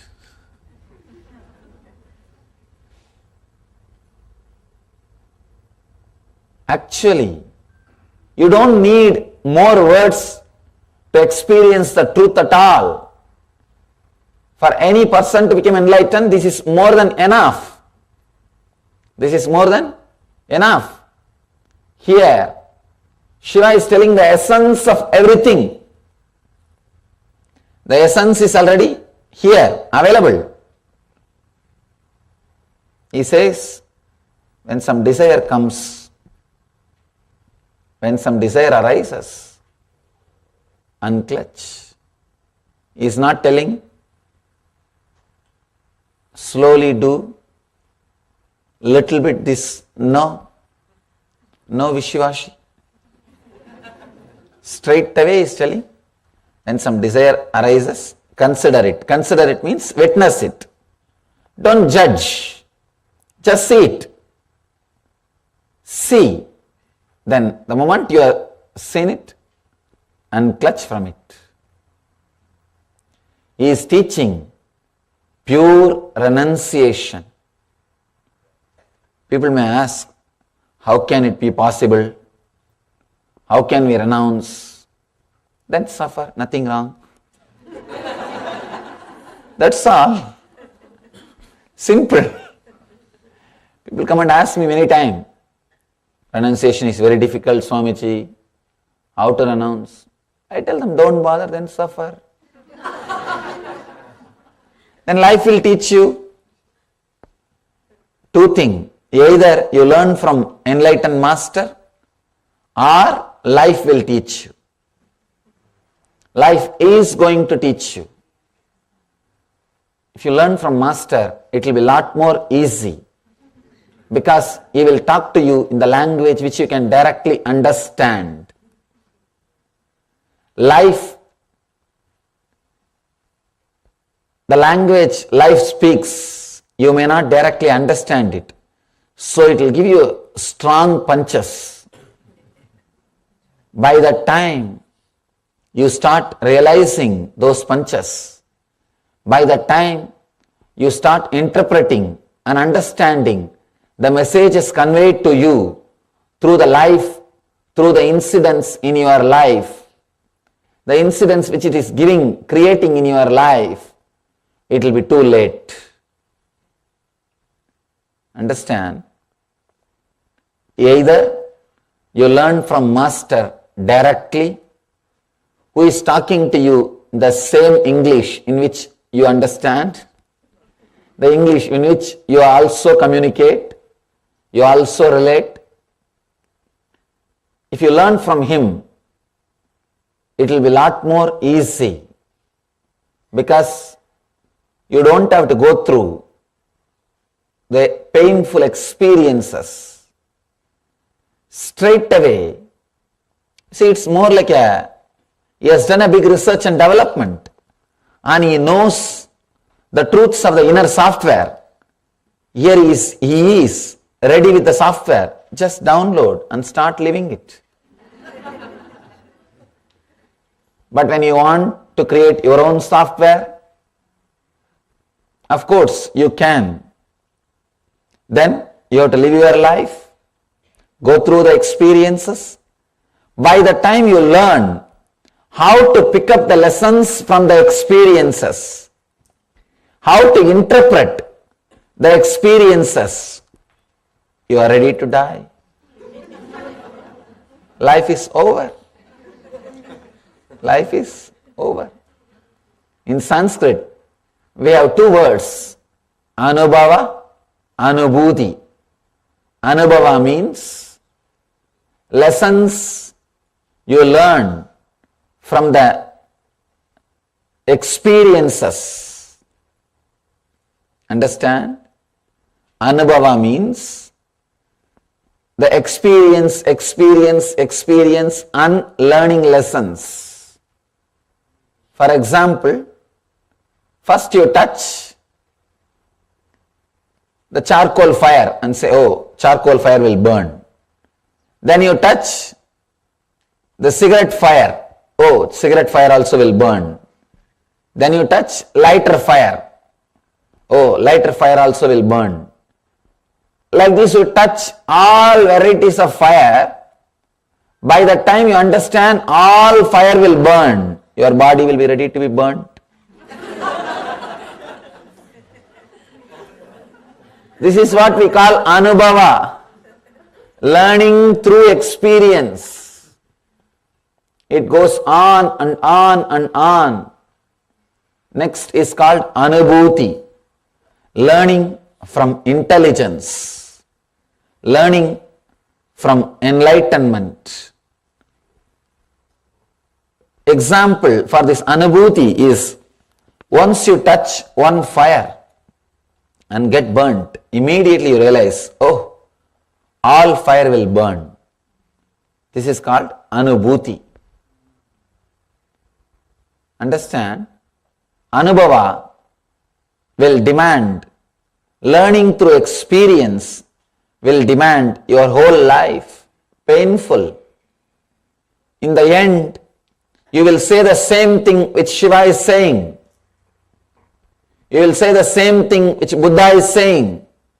You will see the same thing what Jesus is saying. You will see the same thing which Mahavira is saying. All the great masters, what they are saying, you will see it and say it, but it will be too late. It will be little too late.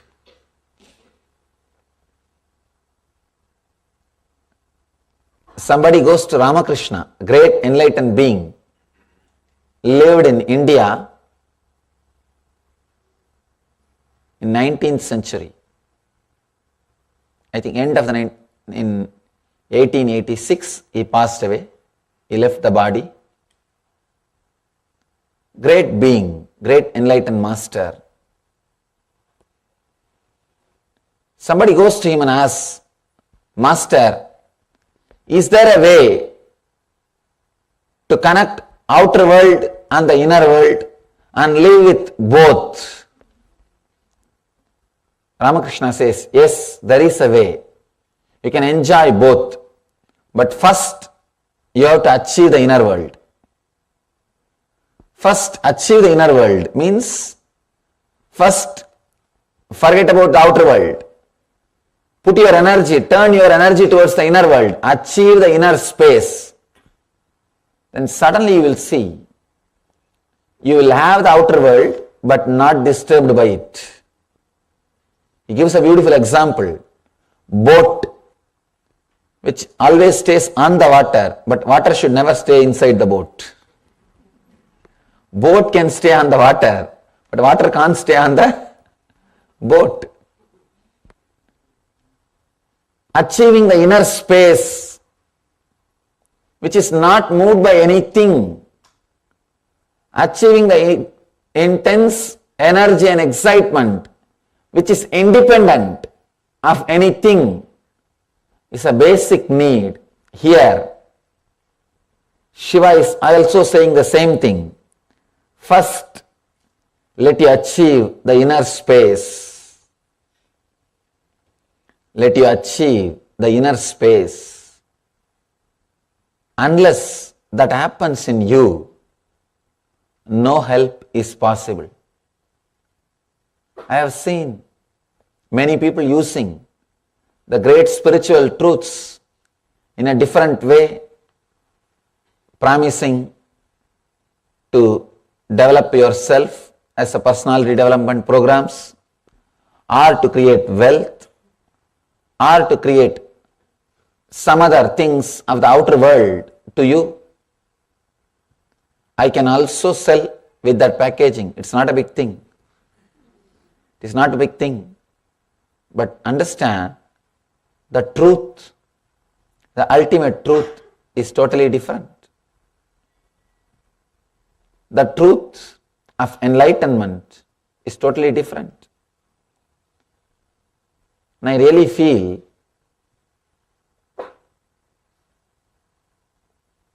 this happened because you do not go to learn the truth from the source. To reach the source, you need to walk up the hill. So you are now dependent on the bottled waters, who are labeling it. No, it is from the source. It may be from the source.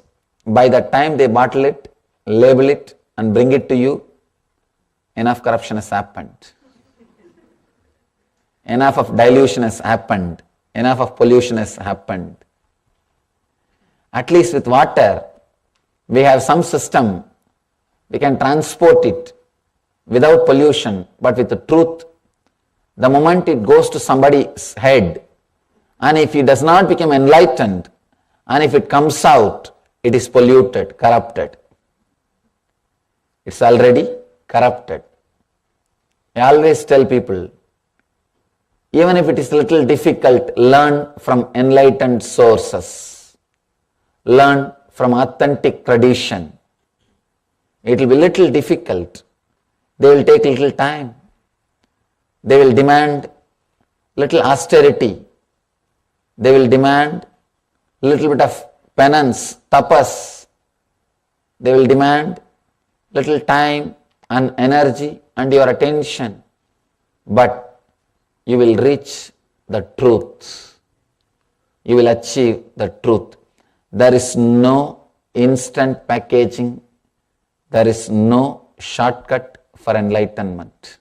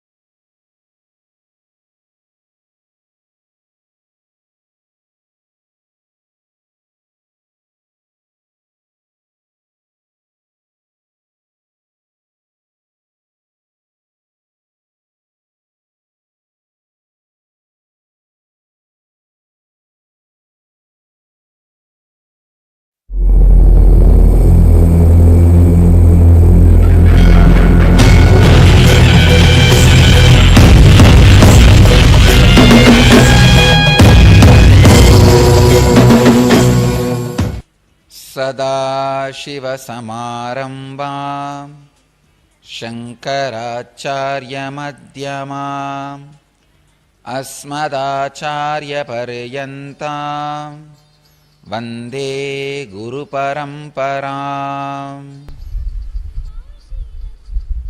I welcome you all with my love and respects. I welcome all the devotees, disciples who are sitting with us around the world at this moment in 210 places, in 75 cities in 18 countries.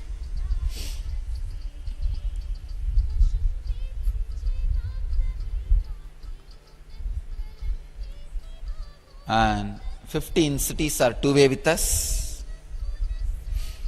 Los Angeles, San Jose, Seattle, Ohio, Phoenix, Malaysia, Guadeloupe, Singapore, Hyderabad, Golden Enclave, Anna Nagar, Adayar, Salem, Morocco, Brazil.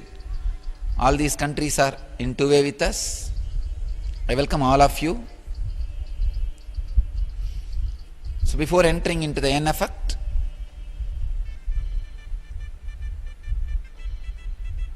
I want to remind all of you to sit in Batmasana and Samana Mudra. We can start the end effect. Today's sutra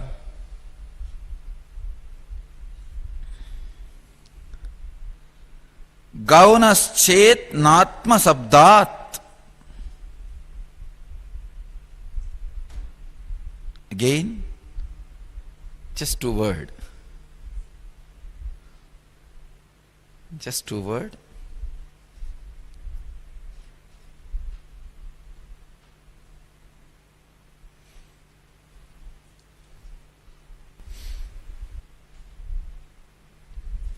Translation of Gambirananda says, if it be argued that the seeing is in a secondary sense, we say not so, owing to the use of the word self. Translation of Swami Veereshwarananda says, if it be said that thinking is used in a secondary sense, we say not so, because of the word self, by which the first cause is referred to in scriptures.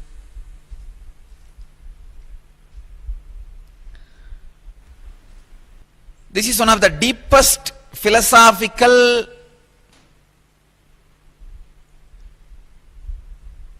problem,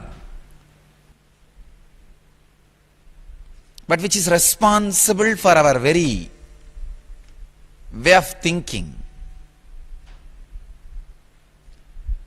There can be argument.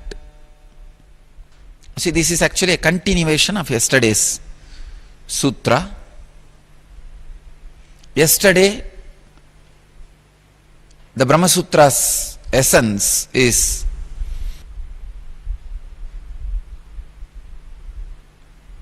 source of you, source of the universe is independent intelligence, not a dead matter or a dead law.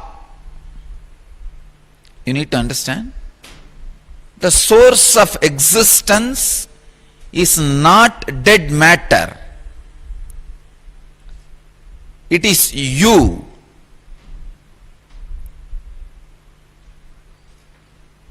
The source of universe, which is you, is life.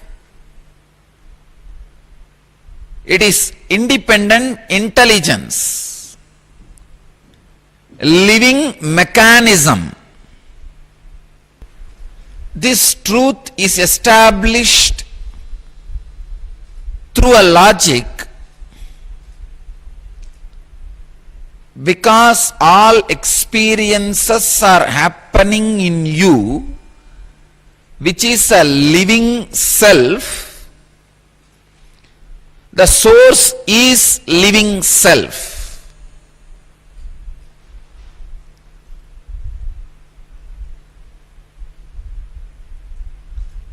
Please understand. Only when you know the source is living intelligence, you will be honest.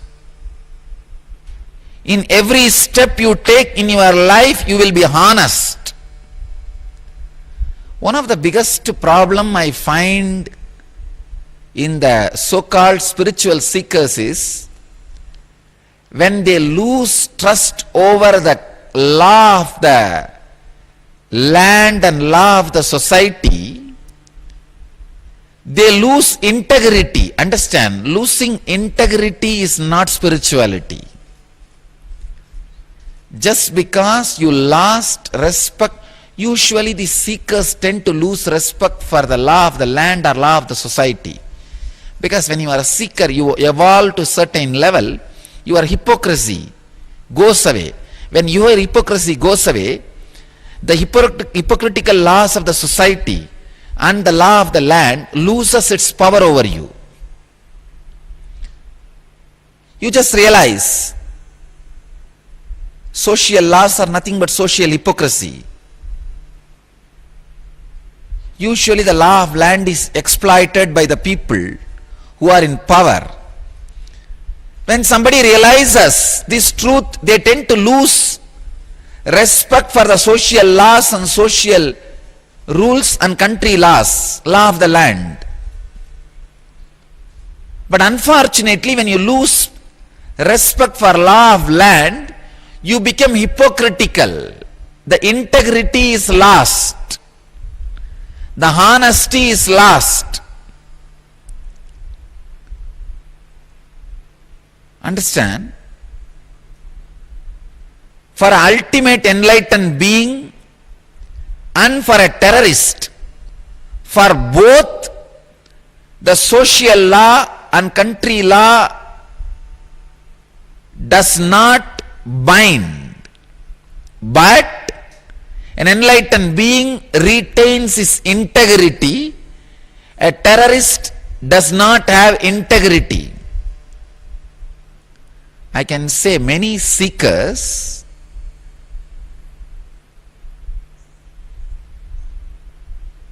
lose their integrity, almost become terrorists.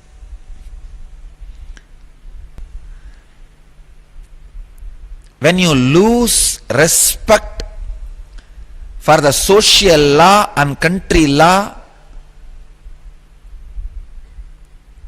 you are supposed to have the deep respect and the true experience and at least an unshakable cognitive factual clarity that existence is intelligence, everything goes as per the justice of the intelligence. If you have that one clarity, you will not become terrorists. You will not become terrorists. If you have the one clarity, understand, an ordinary man is a man who is bound by the social law and law of the land. An enlightened being is a person who is not bound by these two laws, but he has a clarity of the cosmic law. It is intelligence which is doing everything, so he rests in peace. He will be deeply compassionate and non-violent.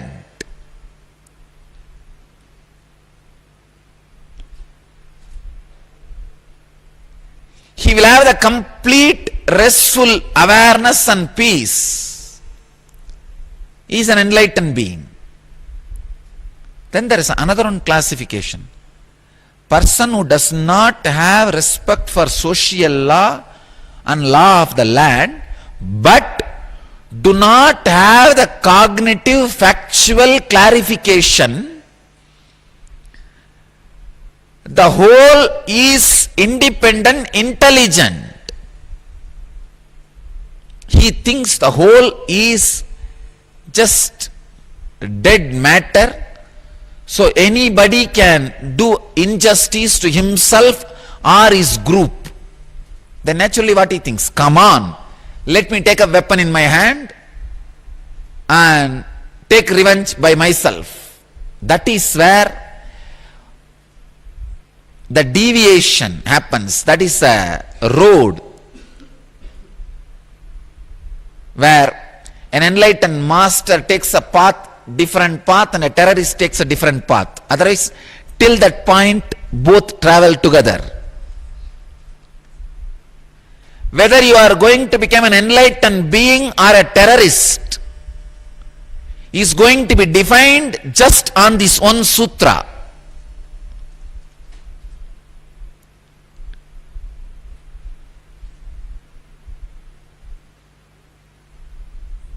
The seekers who do not have integrity, I am afraid of them.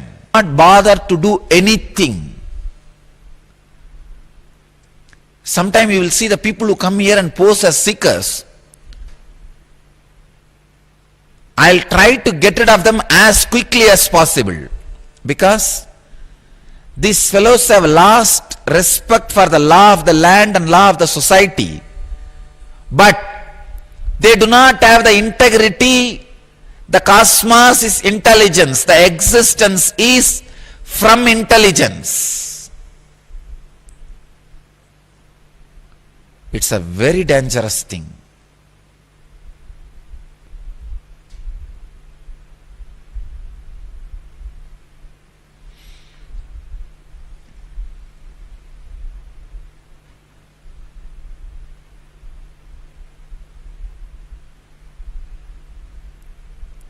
That is why again and again and again masters insist on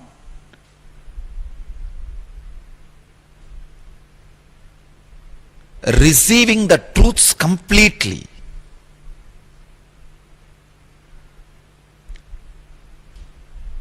If you just miss this one point, think the cosmos is matter, you will become a violent terrorist. Because they think the cosmos is not intelligence. Violent terrorists all have a complete underground belief.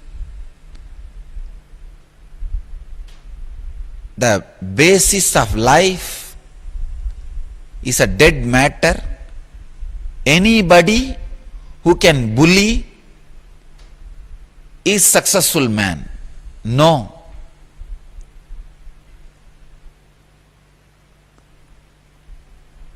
That's a completely wrong basis.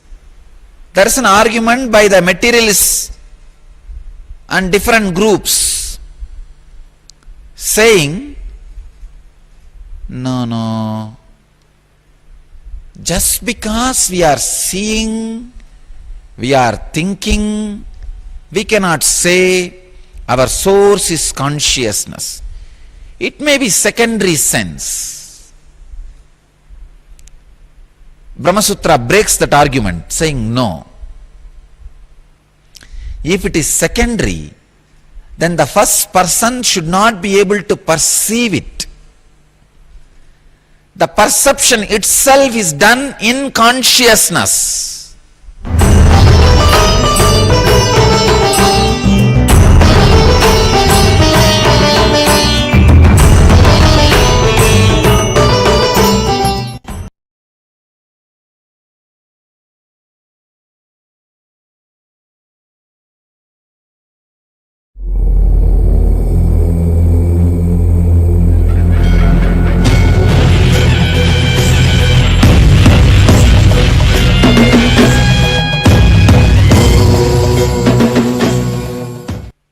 I wanted all of you to understand the seeing,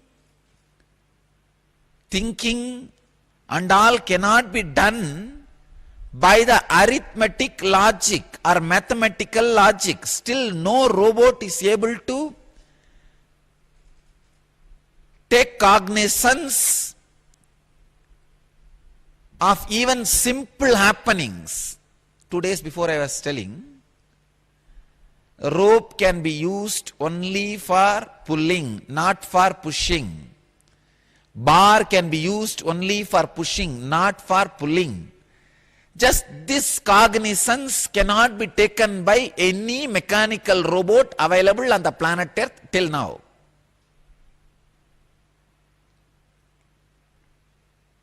Just this much of cognizance. There is no arithmetic, logical, mathematical sutra or formula or a solution to take cognizance of this information, this simple conclusion. To come to this conclusion, still we do not have a logical, mathematical, arithmetic formula which you can feed to a robot and that robot comes to a cognizance. Yes, this is a rope. It can be used only for pulling, not for pushing. This is a bar. This can be used only for pushing, not for pulling. No. It means seeing or thinking cannot be secondary sense. Where the screen on which the seeing and thinking is happening is where the cognizance is taken is the conscious shaft. It is on conscious shaft this cognizance is taken. Seeing and thinking happens on cognition, on the conscious shaft.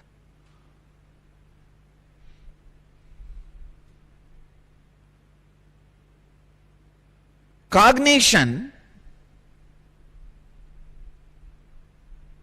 cannot be taken by the secondary sense because all secondary sense is reproducible.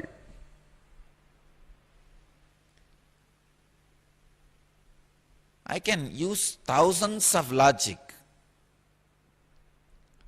to say just the actions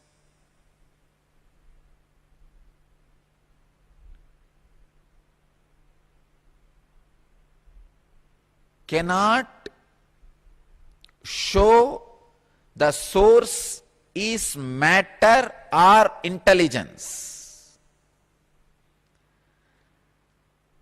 Because the source where the cognizance is taken about the action, seeing or thinking is conscious shaft, is independent intelligence.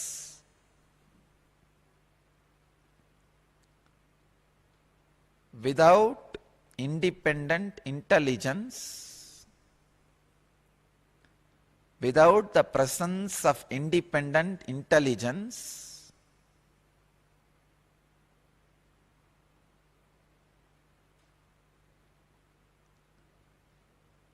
without the presence of Pratyagatma Chaitanya, the individual self-reflection, cognition cannot be taken. So the source is life.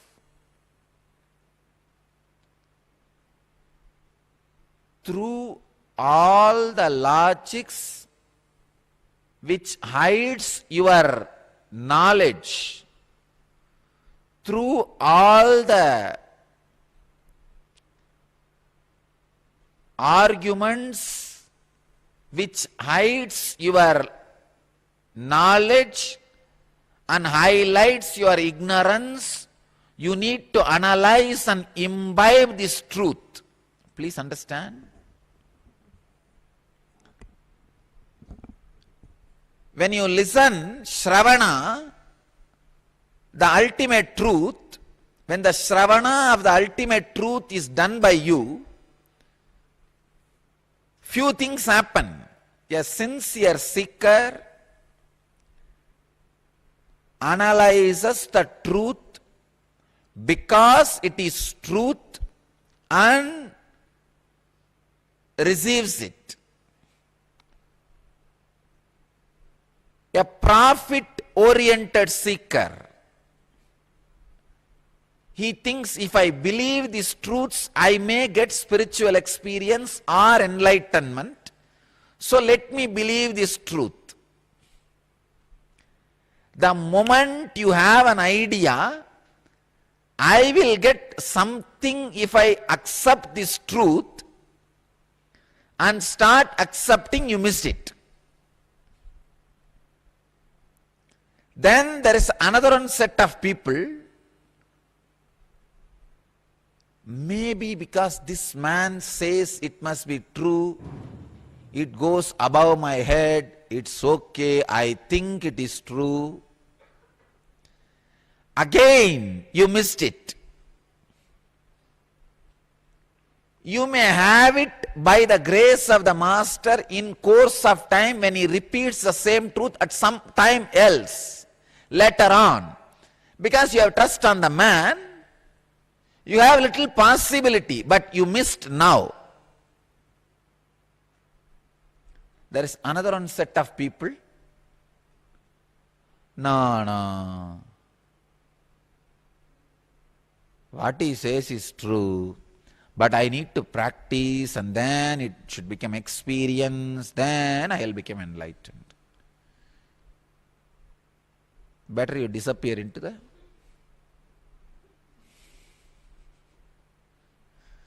wherever you can.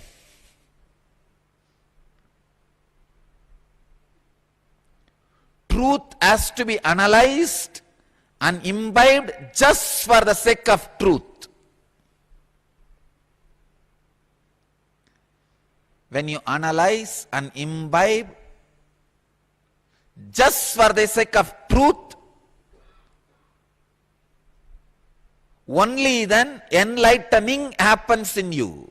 I am changing my brand. It is no more enlightenment. Enlightening.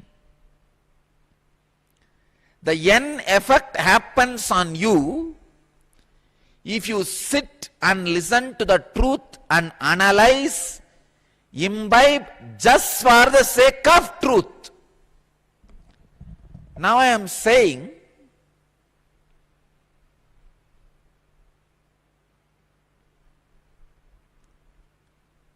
source is intelligence. Means the source of the universe, source of your individual self, source of God, source of the human society, source of the nature, everything is intelligence. It is not dead matter or dead laws. I am telling you the honest truth, there is no such thing as injustice.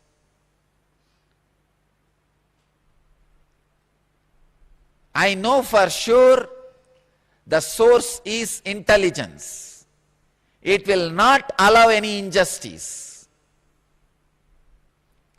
Now when it is happening superficially, when you look in a very hurried way, you want to come to the conclusion, it will look like injustice. But relax and wait in few days. Wait and see how the cosmos unfolds and rolls.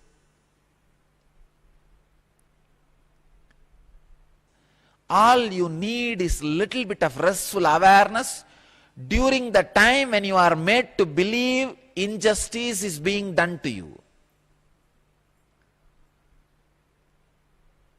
For that restful awareness, you need to have a clear cognizance of factual reality that source is intelligence.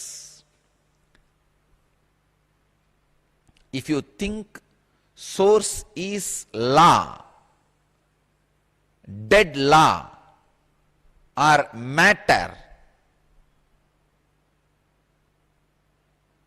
you will become terrorist. Actually, I can see very clearly a mental setup of an enlightened being, a mental setup of a common citizen. I can see the whole thing. That is why I am telling you,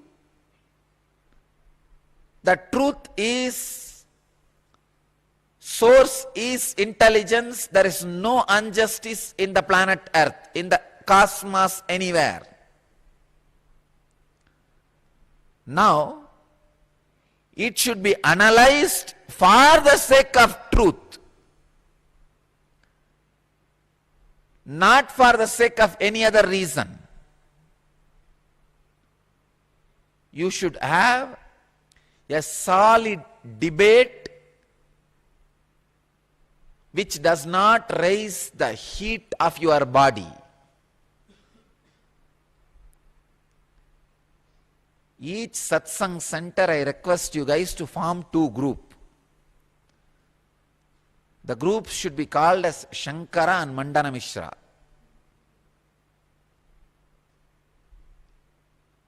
You should have honest debate for the sake of truth. I think you should not even have the name Shankara and Mandana Mishra, because the moment some group assumes the name Mandana Mishra, you will lose the confidence. No.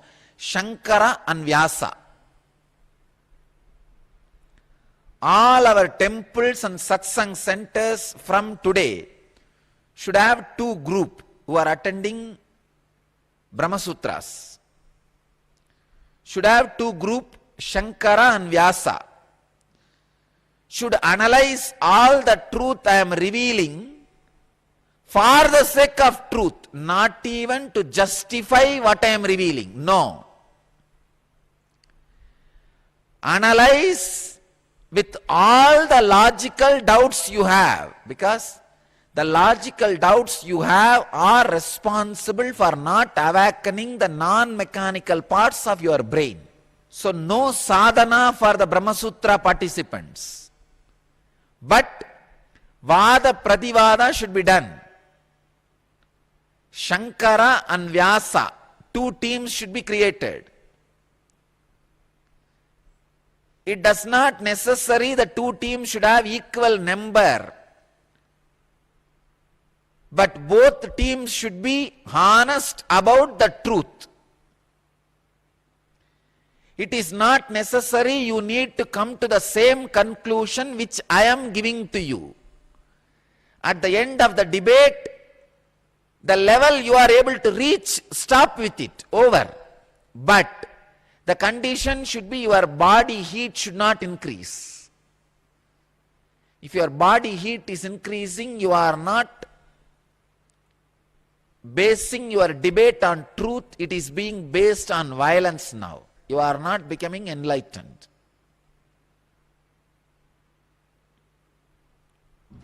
So these few things will really help you.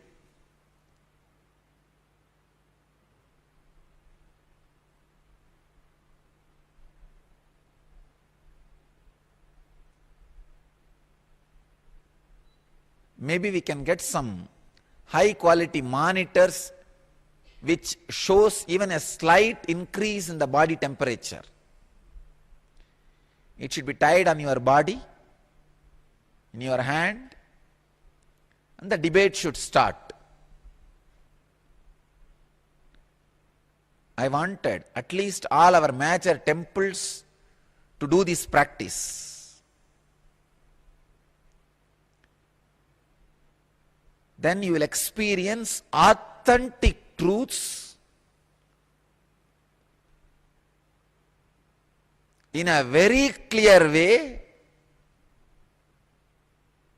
as a cognizance of factual reality. When the cognizance of factual reality does not happen in you, the non-mechanical parts of the brain remains closed even if you do any kind of practice. Because the place where you begin is wrong. Understand? If you start traveling towards Bangalore but standing in opposite direction, you will never reach Bangalore. Same way, if you start going towards Brahman, thinking you are matter, all your effort will be waste, you will never reach Brahman. Because the basic mistake has happened. In the basic cognizance of factual reality, truth is missed. Honesty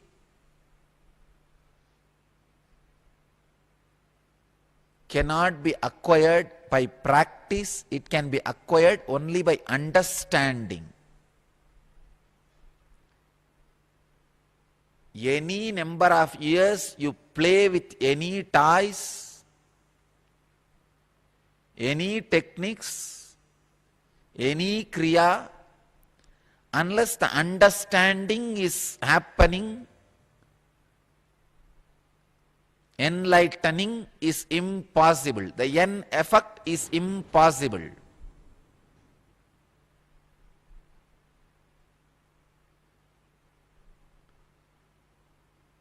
So the truth should be analyzed, debated, imbibed, incorporated just for the sake of truth.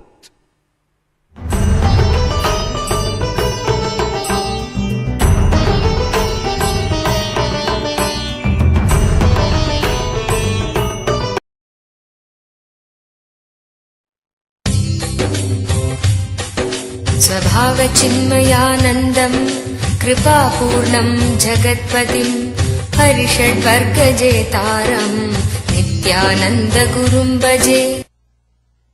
Today we will enter into the 55th Sutra. Shiva has spoken 112 meditation techniques. It is around 200 sutras. Today we are entering into the 55th Sutra, maybe 29th meditation technique. In that 112 meditation technique, 29th technique in the 200 Sutra, 55th Sutra. Every day we are working on one sutra and one meditation technique. Today we will be working on this sutra, this technique. Before entering into the technique, I'll read the original words from Mahadeva, Shiva himself, in Sanskrit. Then we will see the translation. Then we'll enter into the technique. We will enter into the understanding of the technique. Let me read the Sanskrit words from the Mahadeva, Shiva himself. Pinancha durbalam shaktim dhyatva dvadashagochare.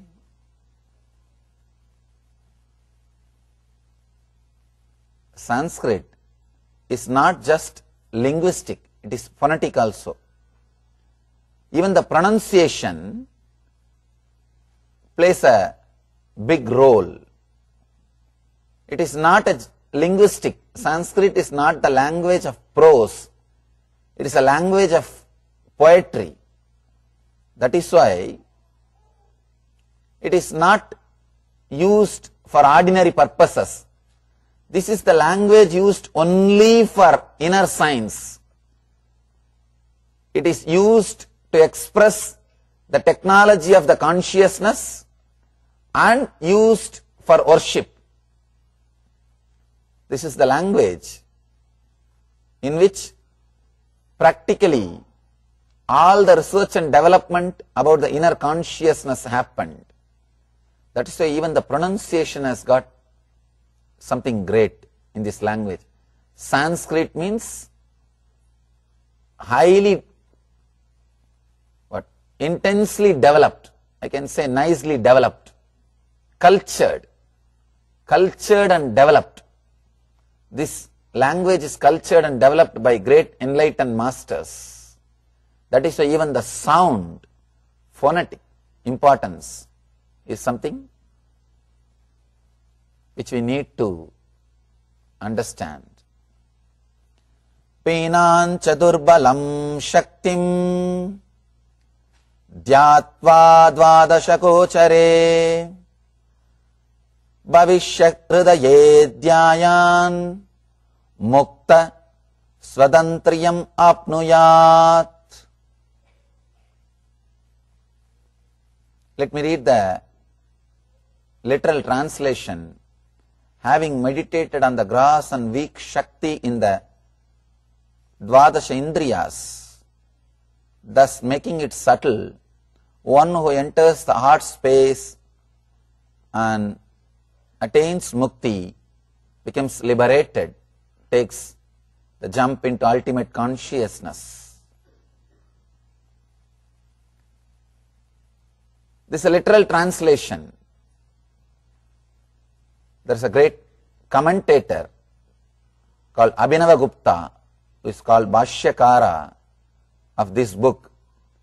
In his commentary, he gives few tips for us to understand this technique. Here, if you read straight away only the sutra, you may not be able to get a complete view, an overall view. The commentator gives a few more tips to understand this technique in a very deeper way. Let me read the translation of the commentator's commentary, then we will enter into the sutra itself. Usually I straight away give only techniques. Nowadays I feel, let the original also be preserved. just to preserve these originals. Recently I started repeating even the original sutras and the commentaries also. Let the people understand the source, especially in the West. Slowly, people have forgotten the roots of the yoga, the source of the yoga. Nowadays I am listening many names like a super deluxe yoga. And what all yogas I am listening, I was shocked. I can never think all these names. All these names I don't know from where they originated. And so many names for yoga, but they forgot the roots of the yoga is in Yoga Sutras, a great book written by a father of yoga science. People who are teaching yoga for 10 years, even they don't know who is the father of yoga. If you ask them who is the father of yoga, I don't know, Swamiji. I learnt only from this person. They lost the roots. They lost from where it originates. For the sake of convenience and comforts, they took only the few portions. But when you lose the roots, the essence is lost. I always tell people, when somebody doesn't know Sanskrit, they cannot teach authentic yoga. Please don't think I am fanatic. I am not fanatic. I am not making any fanatic statement. But I tell you, when somebody doesn't know English, can he talk about Shakespeare? Can somebody understand Shakespeare without knowing English? No, never. Shakespeare has to be read in that language only. You cannot understand him by reading the translation. You may understand what he said, but not what he is. Understanding what he said is too superficial.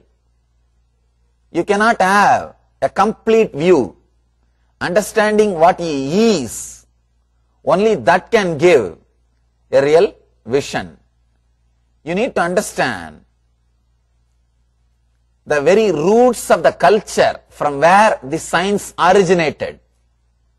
Only then you will be able to have the maximum benefit. That is why in India, teaching is always done orally. We call the ultimate teachings as Shruti. Shruti means heard. What is heard? Not read. Please be very clear. Not read. We have a beautiful word for ultimate teachings, the Vedas. Shruti means what is heard, not what is read or what is memorized. Memorized is Smriti. Memorized and remembered, recalled is Smriti. What is heard is Shruti. That's the ultimate teaching. Means we believe in teaching through the oral traditions. We believe in teaching, we believe in learning directly from the person who is living that culture, who is living that tradition, who is living in his life, not who learnt from books, not who learnt from videographs, not who learnt from some media, who learnt from the authentic source, from the oral traditions. That is why we always say the ultimate teachings as Shruti means which is heard. Understand, if at all you wanted to have the maximum benefit from the great truths and knowledge of Eastern culture, go into the roots of the culture. If you are learning yoga or teaching yoga, learn little bit of Sanskrit. learn to understand the meaning of the original words, you will see a totally different dimension, transformation, not only in your profession, even in your personality. The very word yoga is defined by the yoga master, the father of the yoga, yogaha chitta vritti nirodhaha. Yoga is cessation of mind, not directly connected to physical health or good looking. Please understand, yoga is reduced just for physical health or looking good. But the original root, the word itself means cessation of mind. Actually, when you go beyond mind, you will have the health and you will have something beyond beauty, what we call grace. Beyond beauty, grace, both will happen to you as a side effect, as a byproduct, when you understand what is really meant by the word yoga. Same way, if you go into the roots, only then you will understand what is exactly taught. Even if you miss one or two small things, you will miss the essence of the technique. The whole thing will be lost. One essence missing is enough to lose the whole truth. That is why I am taking you to the root from where the whole Jnana Ganga, or the river of wisdom, originates. Pinam chadurbalam shaktim dhyatva dvadashakochare pavishya hridaye dhyayan mukta svadantriyam apnuyat. Having meditated on the grass and weak Shakti in Dvadasha Indriyas, 12 Indriyas, thus making it subtle, one who enters the heart space and meditates there, attains mukti, becomes liberated and takes a quantum jump into ultimate consciousness. Let me read the translation of the commentary also, the Bhashya by Abhinava Gupta, a great saint, great enlightened master who lived around 10th century. Suppose you are gradually being deprived of strength or of knowledge. At the instant of deprivation, transcend, free yourself from anxiety and ultimately from the disease of bondage. Let's enter into the sutra and understand. I can say this aphorism is an important aphorism. If you understand this single sutra, you will understand the great difference, big difference between Western psychology and Vedic psychology. You will understand how the Western psychology is missing something essential. The essence of the Vedic psychology, the yogic psychology. According to the Vedic psychology, you are not disturbed, you are disturbance. Understand? You are not tensed, you are tension. There is a big difference. According to the Vedic psychology, you are not disturbed, you are disturbance. There is a big difference. Let us look deeply into it, then you will understand.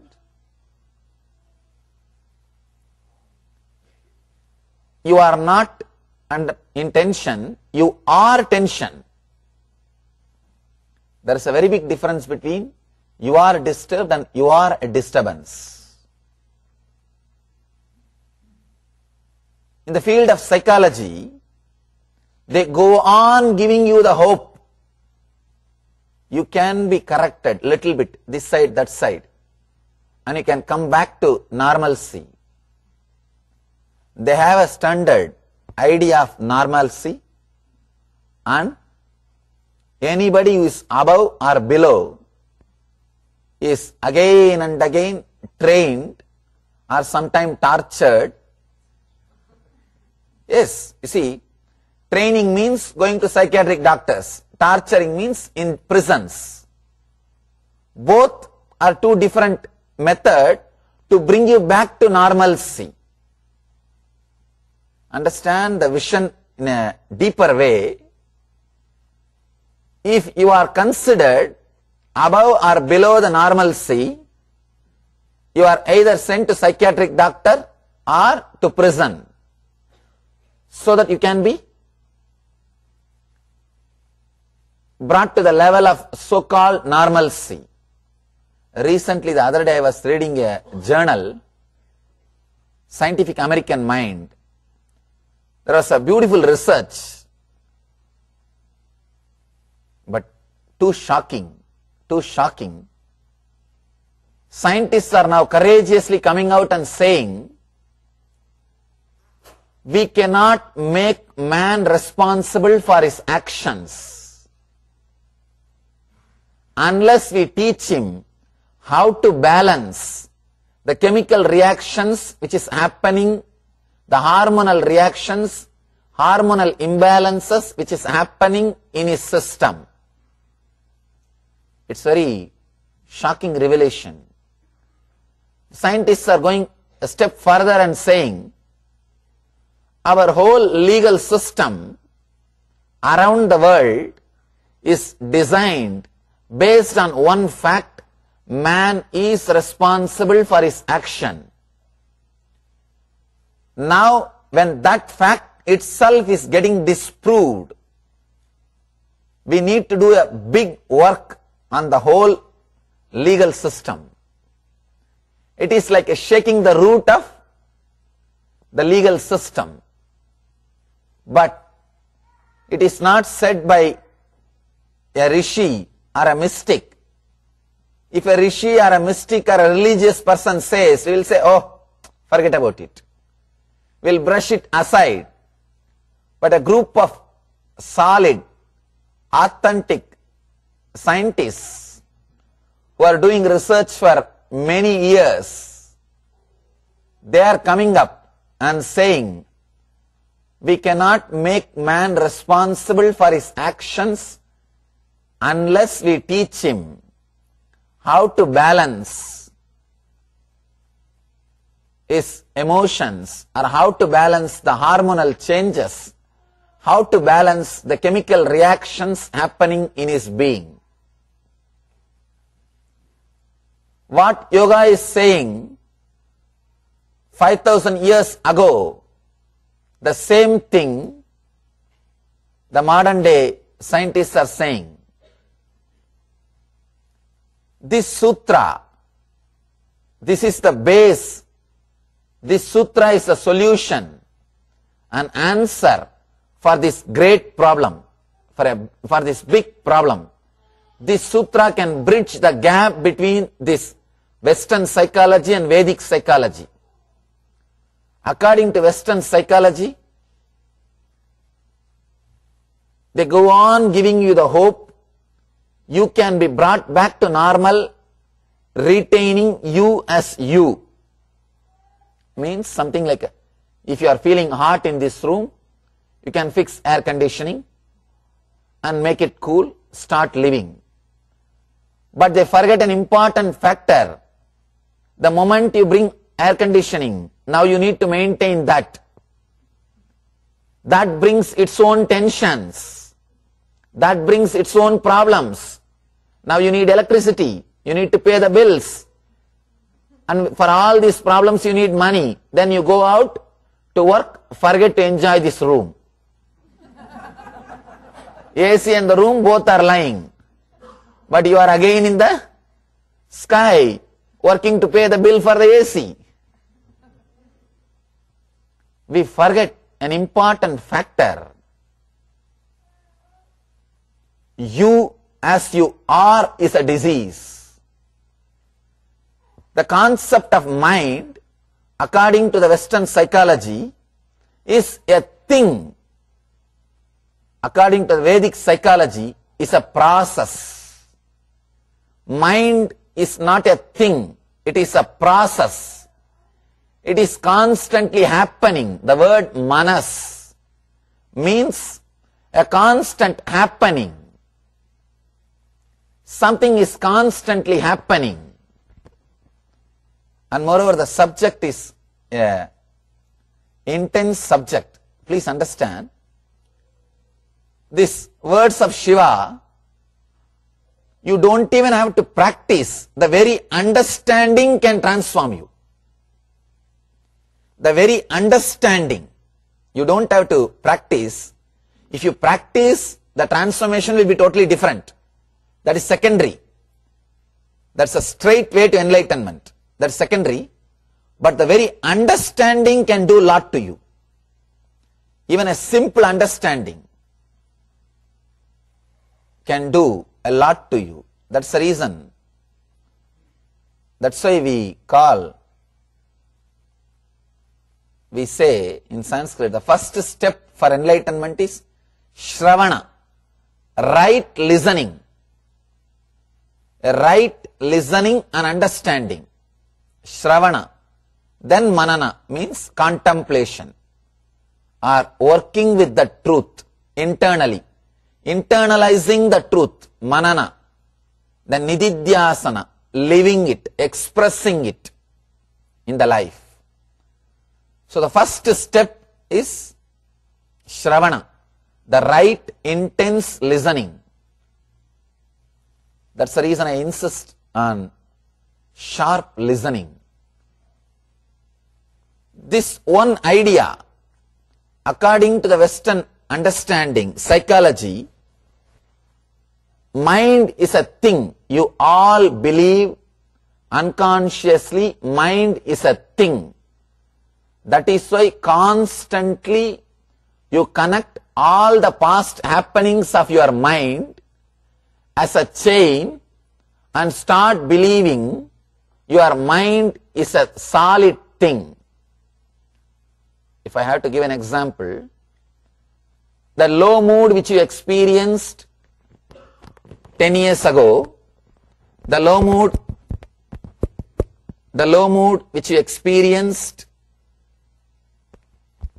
9 years ago, the low mood which you experienced 8 years ago, the low mood which you experienced 7 years ago, the low mood which you experienced yesterday are completely unconnected, independent incidents, different purpose, different reason, different situation.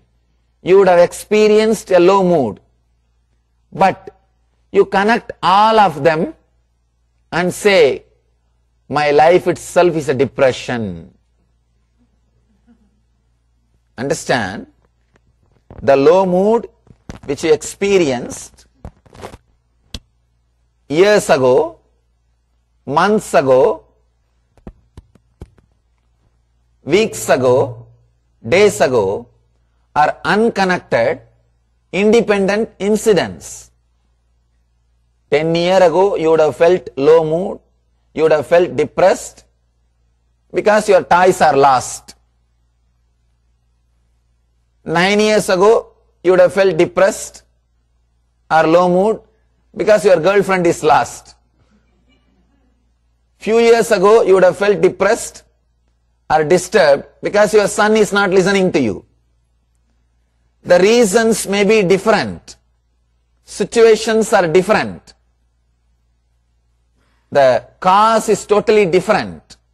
But when you connect all these low moods and decide, my life is a depression, what happens? You created hell for you. You created hell for you.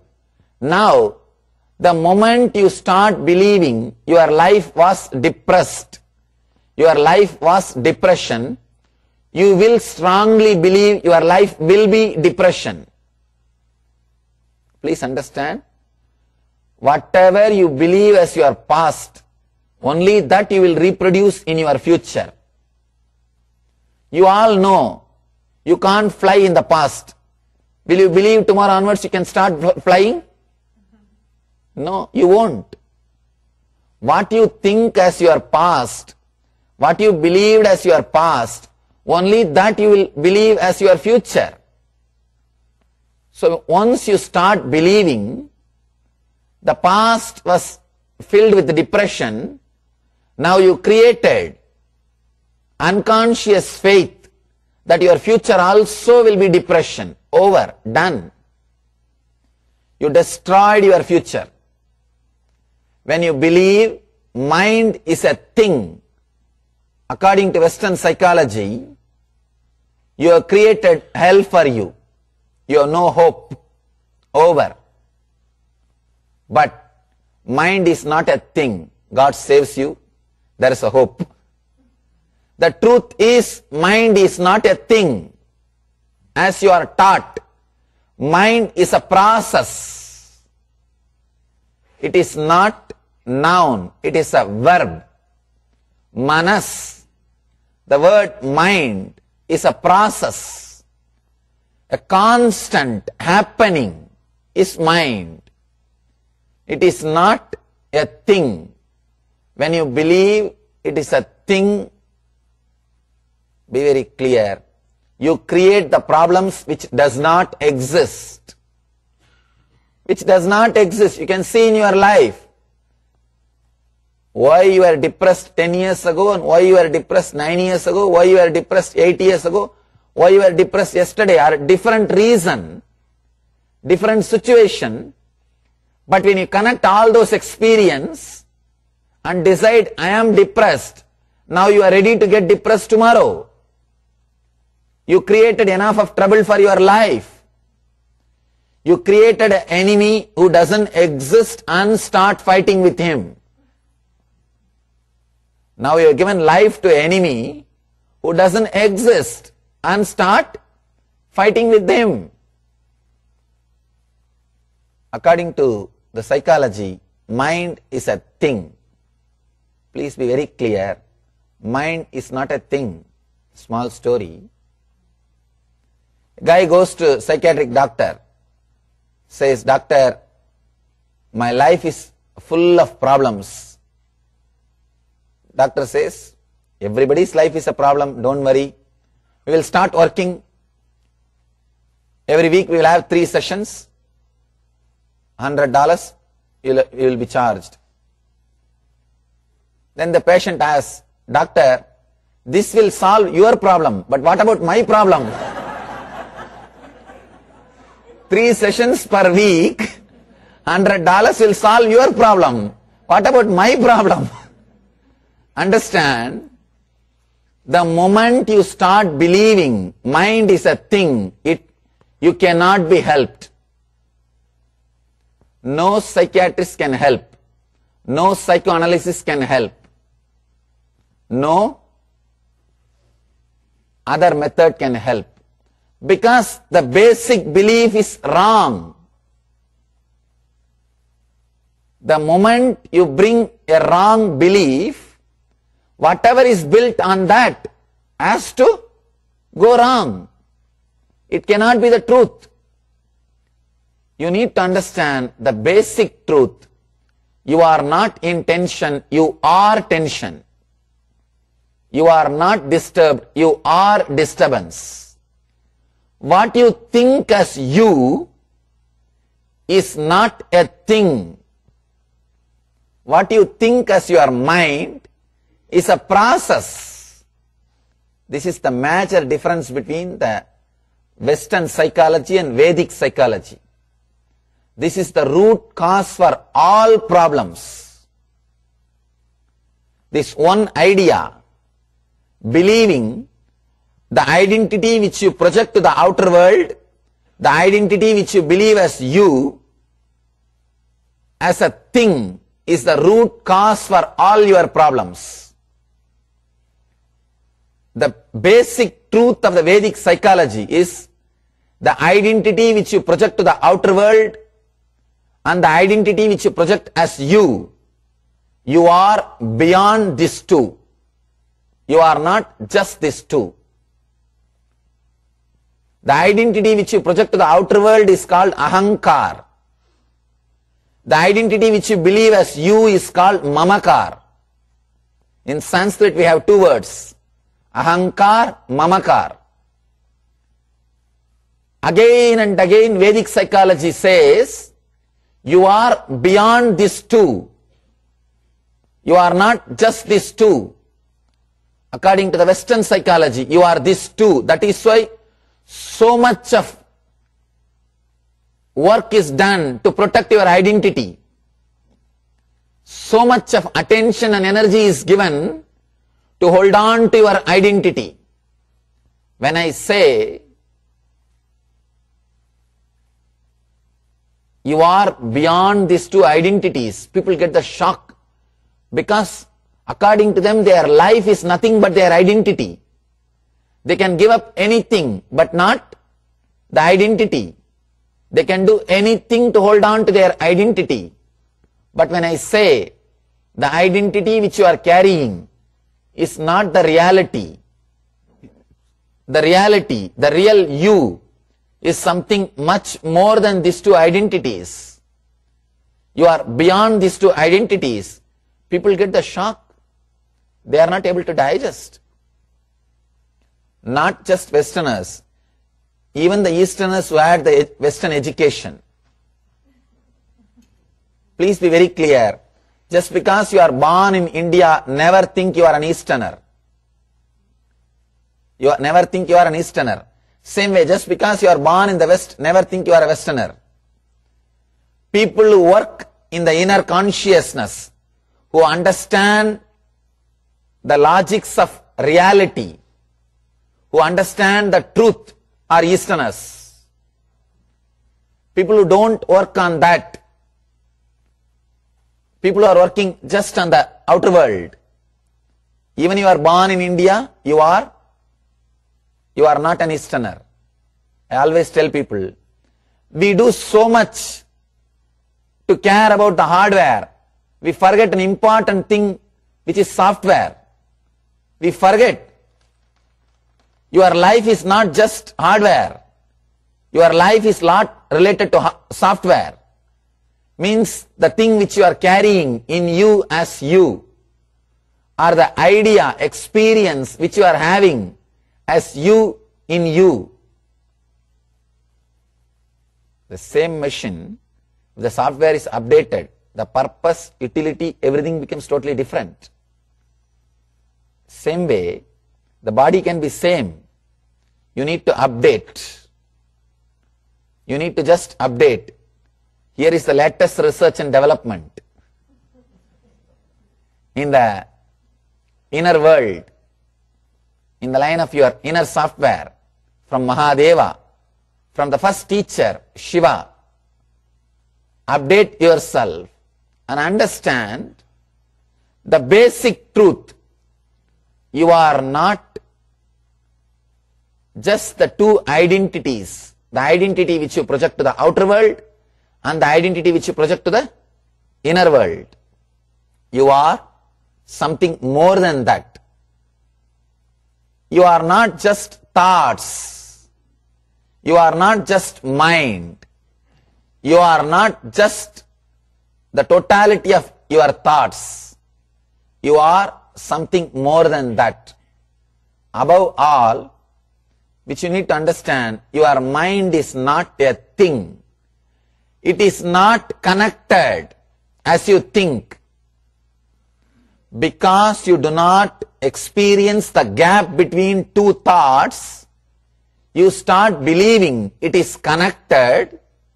Because you believe it is connected, you start believing it has got diseases. Because you start believing it has got diseases, you start going for the solutions. A small example. the depression which you had years ago, months ago, days ago, weeks ago, are unconnected, independent, unclutched experiences.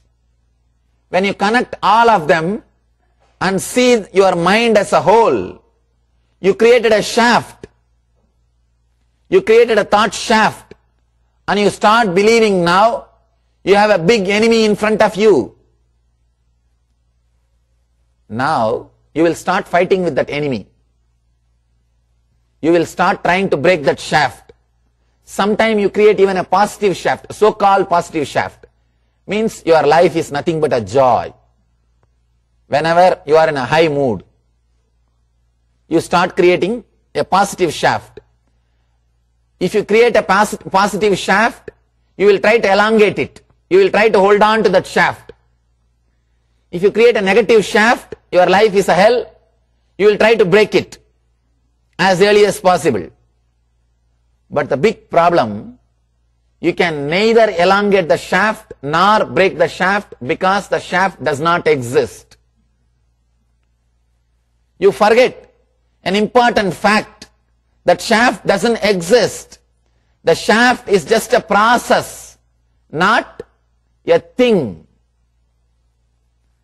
By and by, because you never experienced a space where thoughts are not existing, you started believing your life is totality of your thoughts.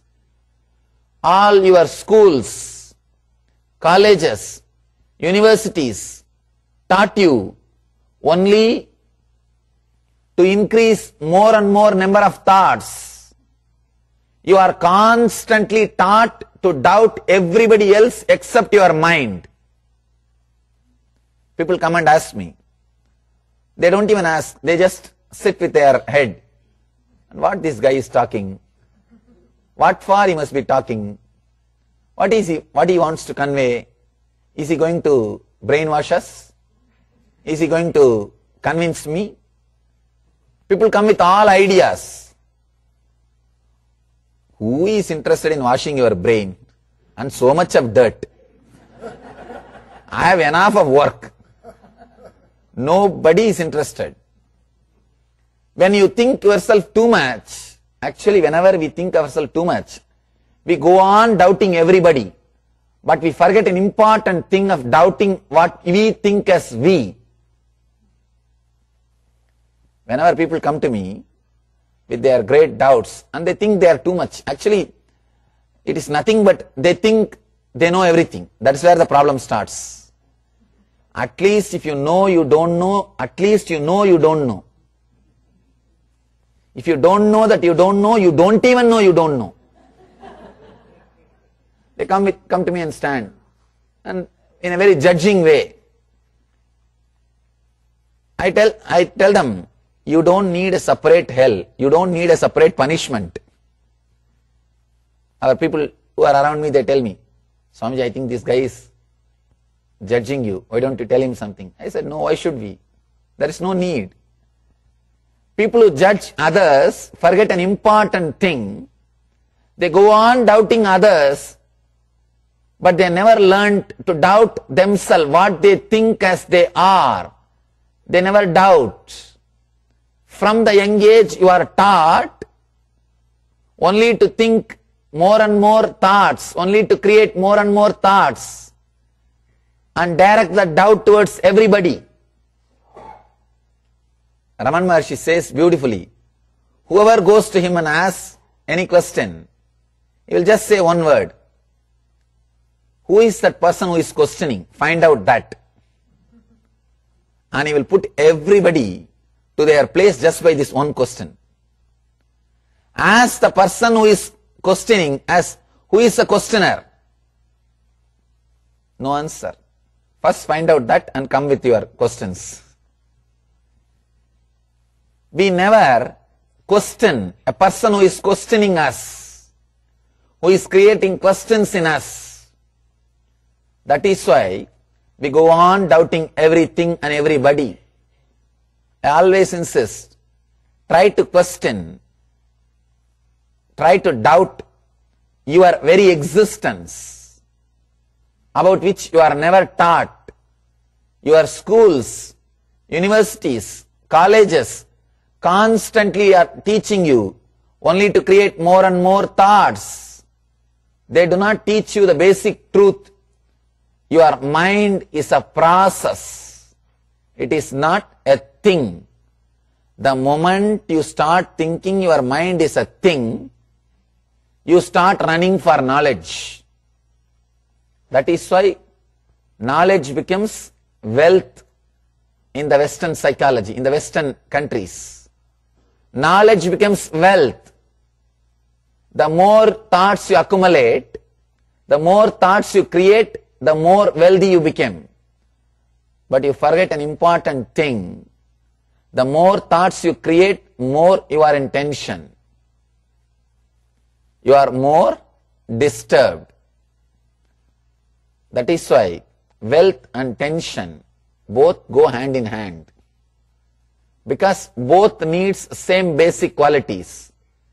If you have to be disturbed, you need to have more thoughts. If you need to become wealthy, you need to have more thoughts. You forget an important thing.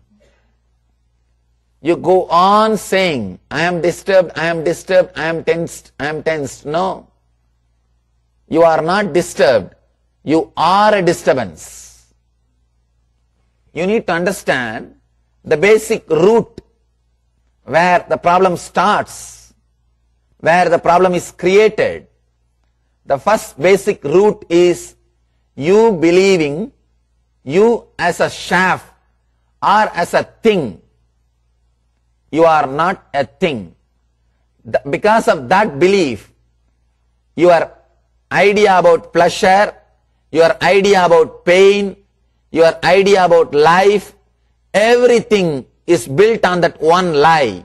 You are a thing. If you understand this one truth, you are a process. By your very nature, you are unconnected, independent, unclutched thoughts. Now a big shock comes to you. If I am unclutched and independent thoughts, how can I run my life? A big question. Then what is my identity? How can I run my life? Vedic psychology comes with an answer. You do not need what you think as you to run your life. Please understand. You do not need what you think as you to run your life. It's a very bold statement. It's a very bold statement and very strong truth. It cannot be understood just by a normal person. You need to be a little more attentive. Very bold statement. There is a beautiful statement by a rishi. Shrunmand vishve amritasya putraha vedāhameham purusham mahantam. He says, O sons of immortality, I have seen the truth. I am expressing it to you. Let you all realize it. He is not addressing, O sinners. No. Vedic religion doesn't have the concept of sin. He says, Shrunmandu Vishve Amritasya Putraha, sons of immortality.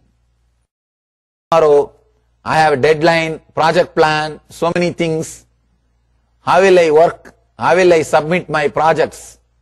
How will I run my day-to-day life? It's a big question. Understand a basic thing. This one example.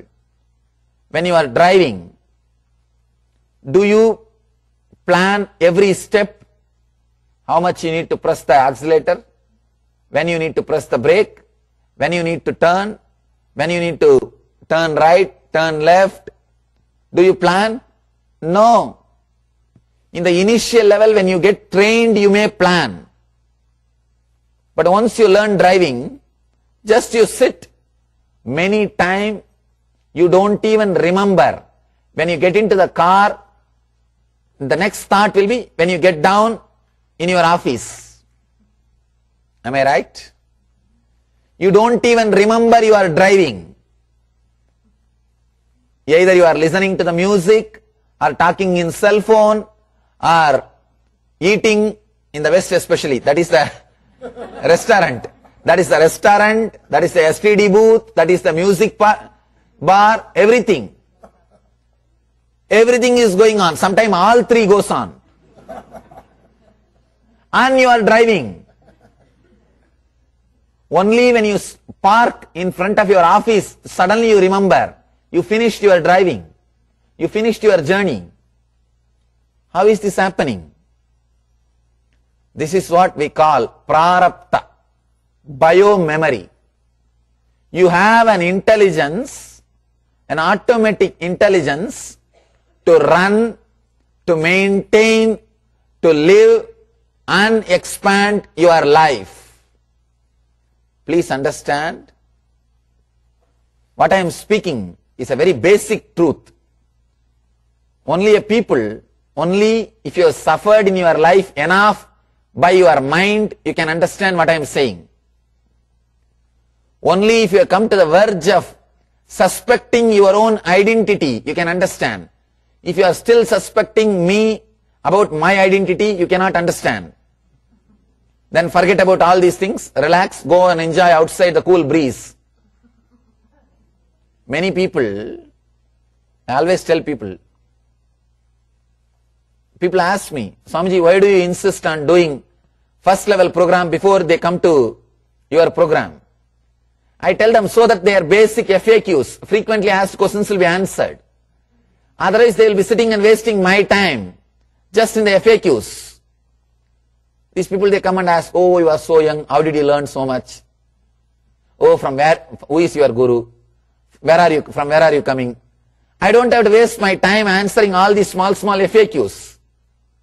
That's why I insist on first level program.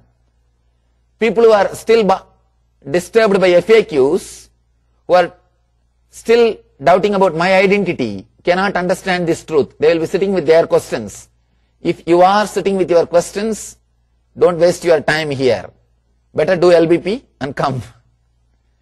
If you are ready to doubt your identity, only then you will be able to understand what I am speaking, what I am expressing.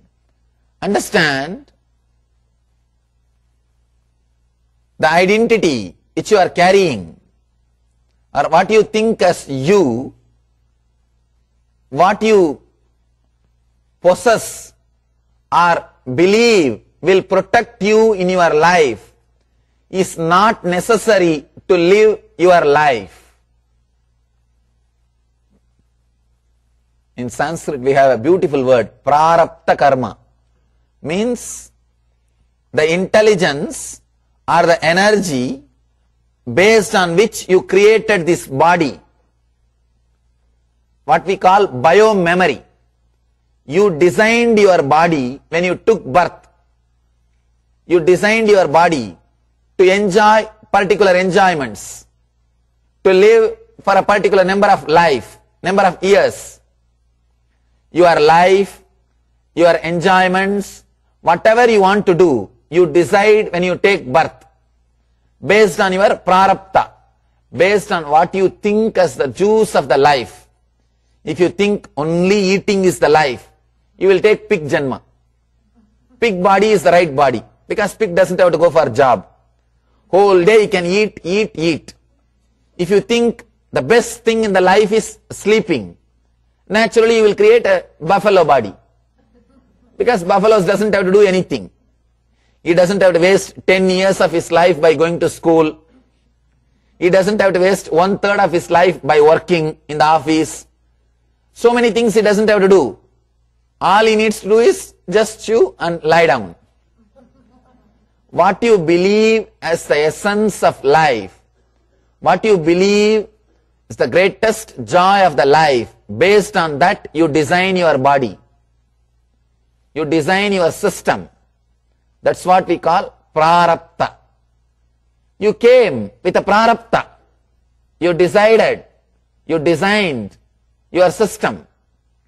That designing, that memory has got enough of intelligence to live, run and expand your life.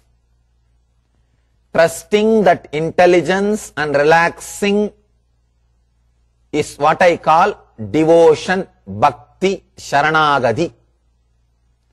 Understand? The intelligence which is living in your life, which is running your life, trusting that and relaxing is what I call sharanagati, surrender.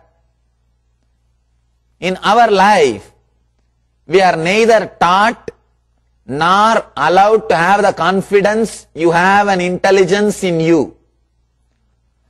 Always you are given only guilt. Only if you live with the guilt you can be easily exploited. The society which is created based on power and politics, the social systems which is created by Kshatriyas and Vaishyas, means business people and politicians, naturally will have techniques only to keep people in guilt. But the social system created by rishis, enlightened masters, Vedic seers, that system naturally helps people to liberate people towards more and more expression of freedom, more and more towards the freedom. Understand the big difference. The society created by Vedic system are the rishis, enlightened masters, and the social structure created by politician and businessmen. There is a big difference between these two systems. Be very clear.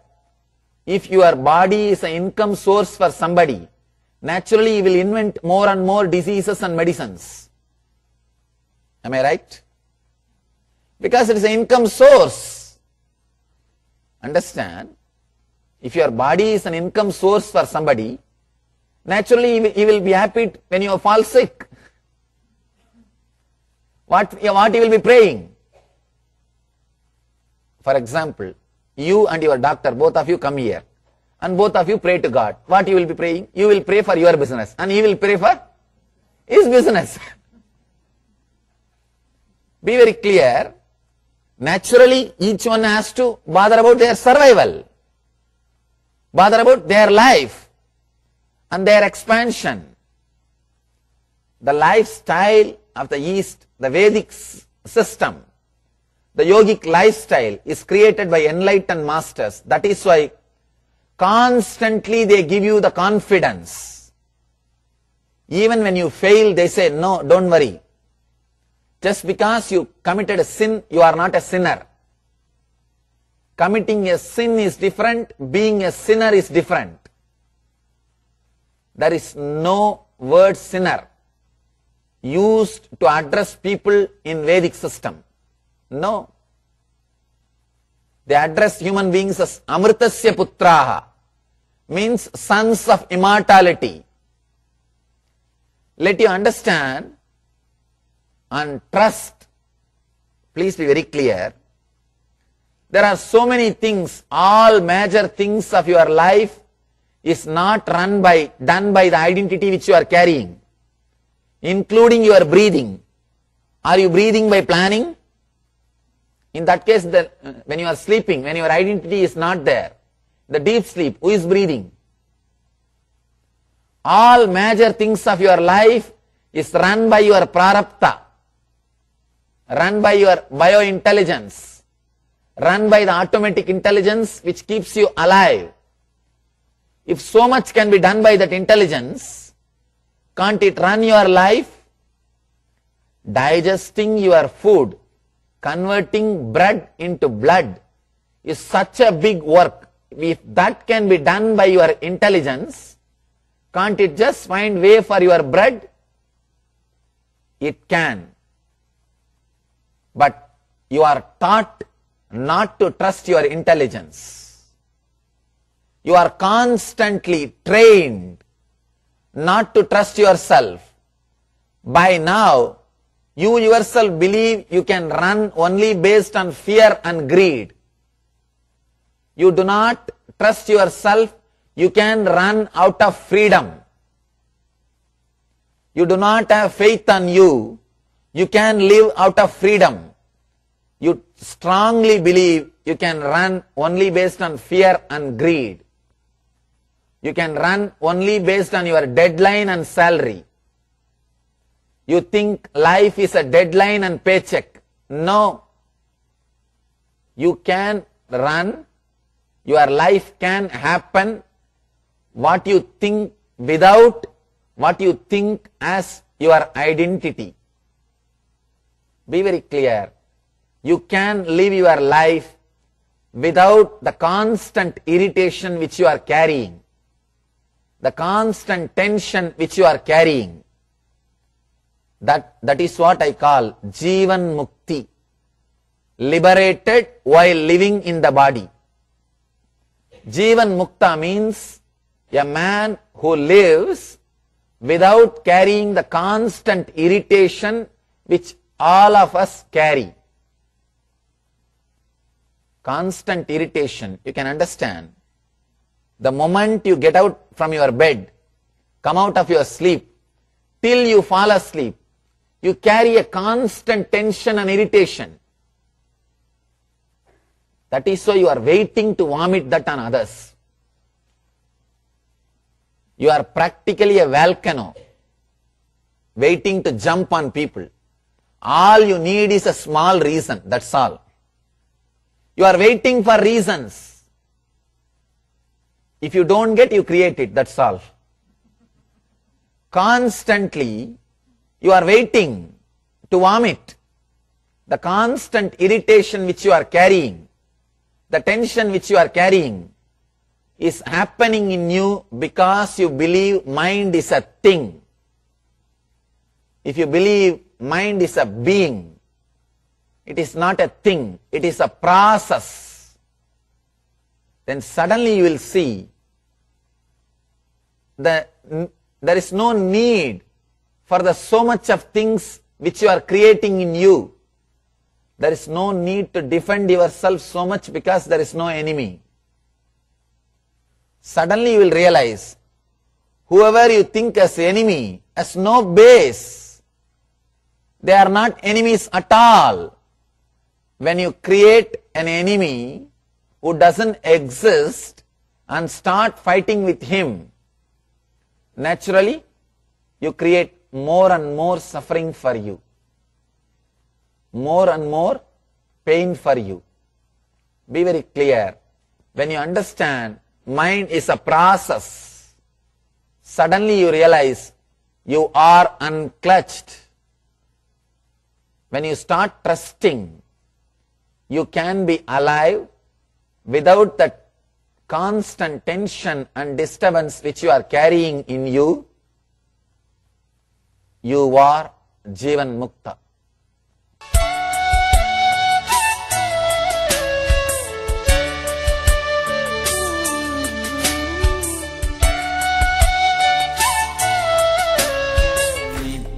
Nithyananda Paramashivoham. Om Nithyananda Paramashivoham. Om Nithyananda Paramashivoham.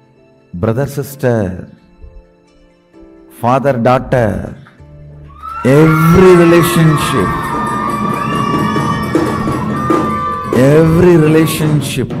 has chastity. In Hindu tradition, so much of importance and understanding is given for chastity, and all the so-called anti-Hindu forces try to say it is against feminism or masculine suppression or all the third-rate names they use. Please understand, no. The concept of chastity is not feminine suppression or suppression of the feminine energies or the method of controlling women. No, it is not anti-feministic idea. I tell you, the concept of chastity is the most powerful feministic idea. In Hindu tradition, 3 rain per month is supposed to happen. Between Purnima to Purnima, 3 rains should happen every month. கற்புடை பெண்டிற்கோர் மழை, வேதம் ஓதும் வேதியர்கோர் மழை, செங்கோல் வளையா செங்கணனுக்கோர் மழை. One rain is for chaste woman. How come? Chaste woman can be responsible for rain? Maybe it's a concept to keep the social stability. No. Man is logic, words are his power, woman is emotion, her breathing is her power. Understand? Chaste breathing is a command given to cosmos. A pure Pandit, a pure Vedic Pandit, he need to give command only through his words. His chanting, his words will impact the universe.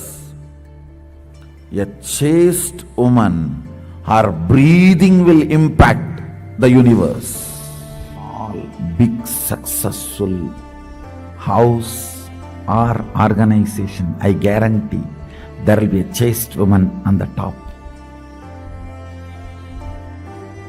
Maybe behind the screen, behind the scene, there will be a chaste woman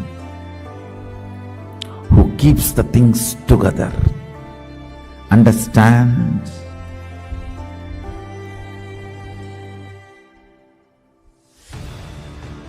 Chastity develops certain electricity in your breathing, which is channel to command the cosmos. If you develop that electricity, your commands are simply obeyed by cosmos. I'll explain this and explain the story of Satyavan Savitri, how she is able to stop the sun, get Yamadharma, give life back. Even Sadashiva, to get the life back from Yamadharma, has to kill Yamadharma. He is not able to convince. He only has to go all out. But Savitri,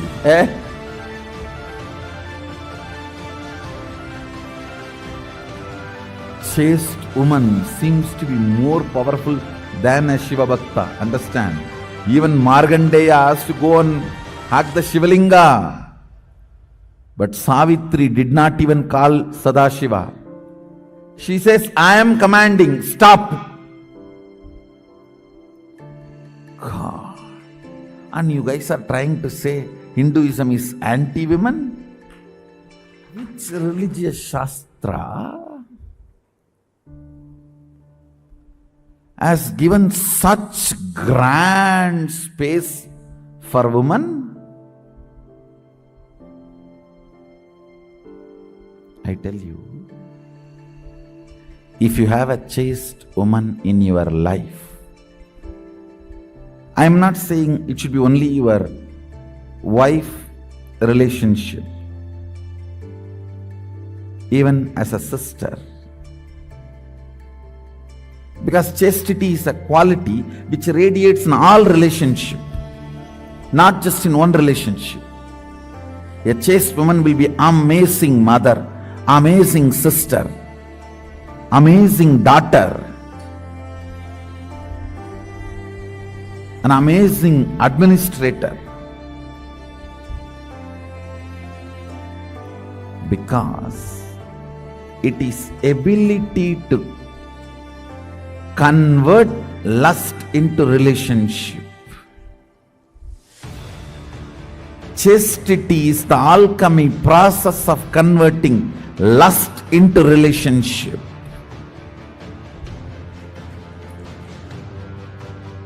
Process of converting lust into spiritual powers.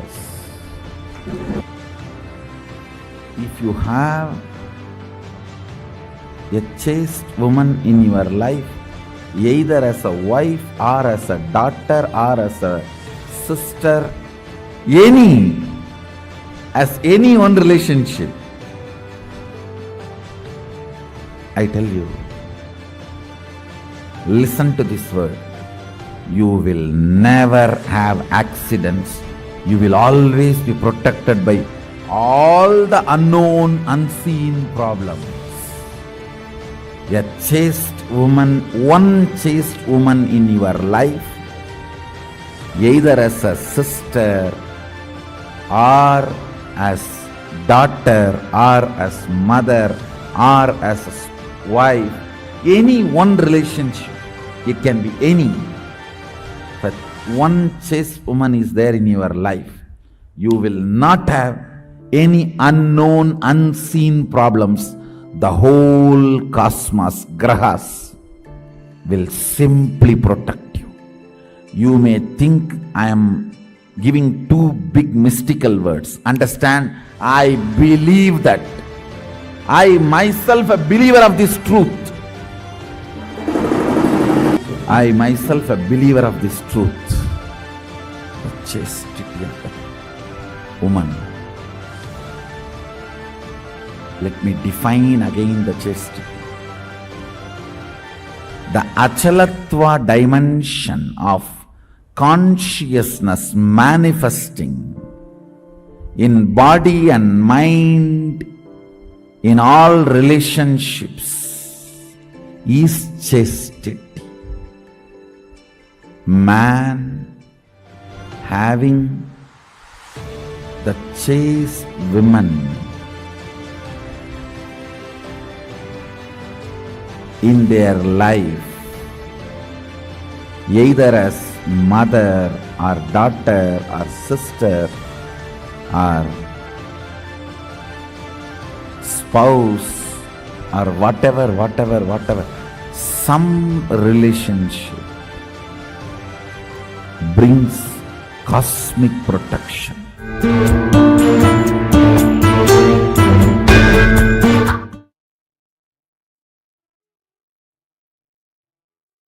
Nithyananda gari gari sari gaga padada sari gaga gada pagari gaga sada pagari Nithyananda. You can only choose, but I can speak.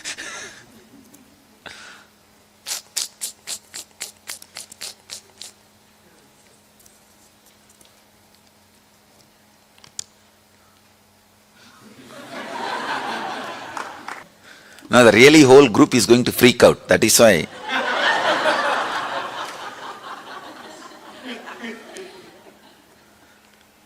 The subject is woman.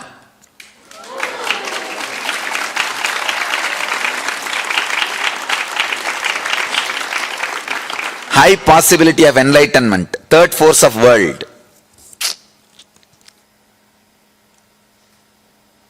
Oh God. Actually, 11th dimension of consciousness will be a lot more easy. Old bottle, genie came out.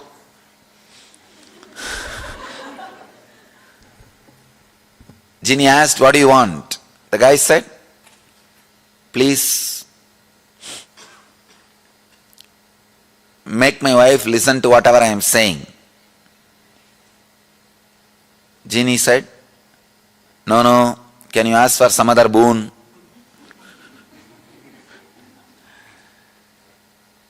This guy said, then make a bridge from across the world. Is demanding something impossible. This genie said some things. After 2 minutes, that guy is asking, what? You decided to change my wife's mind. This guy says, no, whether you want 4 lane or 6 lane. That's what I am thinking. So I am thinking 11th dimension of consciousness are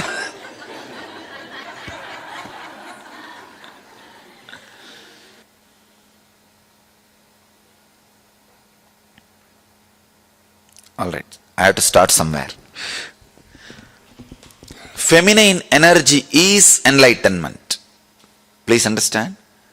Awakening the feminine energy inside you is enlightenment.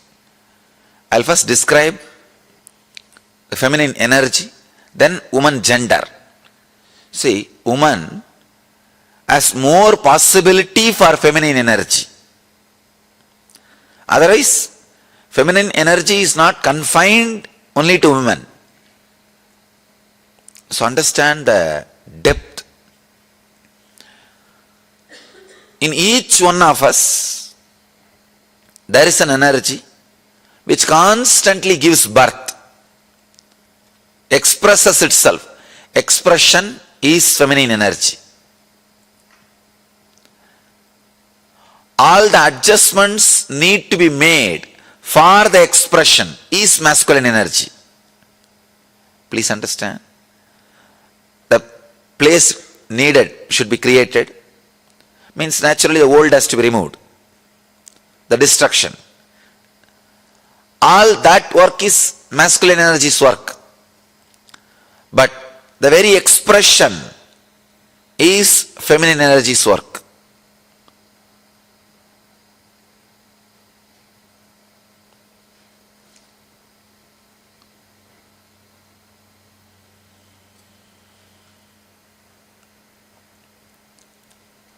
If you see our deities, they will have 2 wives. Almost all deities. Please don't think it is 2 women. 2 aspects of feminine energy. One, the aspect which gives the fulfillment, physical pleasure. The other aspect gives fulfillment emotionally as a mother. One aspect which gives fulfillment physically as a beloved. The other aspect which gives fulfillment emotionally as a mother. The very being, the very basic thing of the human consciousness, it can play both the roles.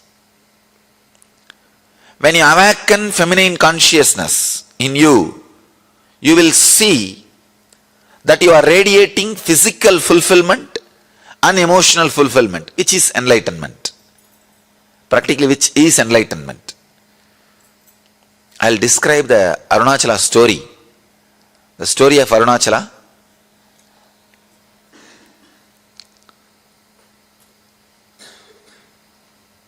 The whole Arunachala story is story of woman, story of feminine energy. The story says that Devi was meditating and inside her being, the feminine energy got awakened. Please understand, not masculine. Feminine energy got awakened. She became Ardhanarishwara. the description exactly it says, in Devi, the feminine energy is awakened and she became Ardhanarishwara. Means half male, half female. You will be surprised. See, in male, if female energy is awakened and the description says he became half male and half female, perfectly alright. You can understand. But the story says, in Devi, the feminine energy, the feminine Shakti is awakened and she became Ardhanarishwara. Means, when a woman experiences fulfillment, she experiences her beloved aspect and mother aspect completely. The beloved aspect and mother aspect, please understand. If you are just beloved, you will be materialistic, outgoing. If you are just mother, you will be introvert, caring, compassionate. But both the aspects awaken a new consciousness in you. I can say complete fulfillment.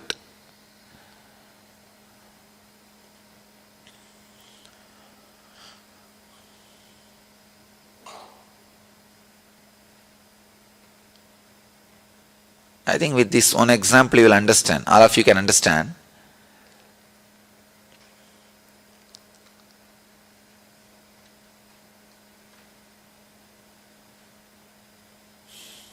With this one example, all of you will be able to understand that mother and beloved dimension. If you are missing the mother dimension, naturally just a beloved dimension cannot fulfill you. If you are missing the beloved dimension, just the mother dimension cannot fulfill you. The body and emotion, both will have fulfillment only when you experience both the dimension. A person who can experience and express both dimension is Ardhanarishwara. Please understand, Ardhanarishwara does not mean just half male, half female. Ardhanarishwara is the person who experience both dimension of feminine qualities. Both dimensions of feminine qualities.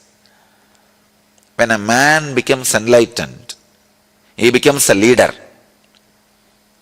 When a woman becomes enlightened, she becomes mother and beloved. Ability to radiate both dimensions. So the Arunachala story describes Devi. She expressed her both dimensions. That is why she became Ardhanarishwara. She experiences and radiates Ardhanarishwara consciousness. Each one of you were carrying the feminine energy. Awakening that feminine energy is enlightenment. Please understand. The first introduction to Tantra, I'll get the sutras and read the sutras to you guys. You will be surprised. First introduction to Tantra. Shiva has spoken 64 Tantras. 64 Tantras and around 60,000 sutras. Please understand, I commented only on 112 sutras. But Shiva has spoken 60,000 sutras. The first introduction he tells, whoever listens, let you all become Devi. Only then you can understand this sutra, this techniques. He says very beautifully, he gives us a meditation technique. Even the brain setup, even the thinking, the body, physical body language, the mental setup, whatever you know as feminine consciousness, or women, meditate on that. Please understand. He says you can't actually completely understand the woman consciousness, even if you are a woman. Even if you think you are a woman. So the feminine consciousness, I have to use two different words. Feminine consciousness, women body. women body as a more possibility for feminine consciousness. That does not mean just because you are in the women body, you experience or express feminine consciousness. When Shiva starts the Tantra, first thing he says, intensely meditate on the feminine consciousness. Whatever idea you have about the feminine consciousness, live. And Ramakrishna, he practiced this technique. If you have read Ramakrishna's biography, you will understand. He says, 9 months he practiced the technique. He really became woman. Not only feminine consciousness, he became woman. He says, the complete circle of energy, the complete circle of energy happened in me in that 9 months. He says that completion of energy happened in me in that 9 months. The whole Taoism is nothing but awakening the feminine consciousness in you. In the whole world, there are only 2 religions. One, the religion based on socio-political rules. The other one, sacred feminine worship. That's all. Understand? There is only 2 religions in the planet Earth. One is the organization based, male based, socio-political laws. All religions created by male are socio-political laws. All traditions created by women, sacred feminine consciousness. Everything. I made the whole thing very clear. Understand? Any religion which has female component as that sacred, the feminine consciousness, means spiritual strength. Any tradition which has a male component is the socio-political law. That's all. So anything spiritual or inner world or superconscious, that segment belongs to feminine energy. The whole Taoism is nothing but awakening the feminine consciousness, feminine energy in your being. Understand? Any pleasure which you feel inside, any pleasure which you feel inside through your nerves, through your system, through your consciousness, without any external need, is feminine energy. It is feminine energy.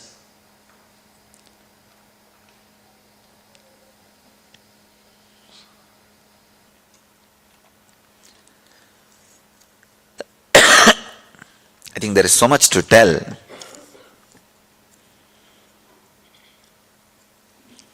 Even when I spoke about avatar, I did not feel this much of files.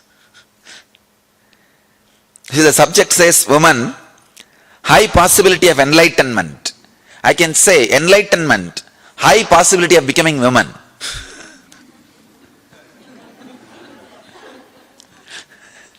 I had to change the subject into enlightenment, high possibility of being woman.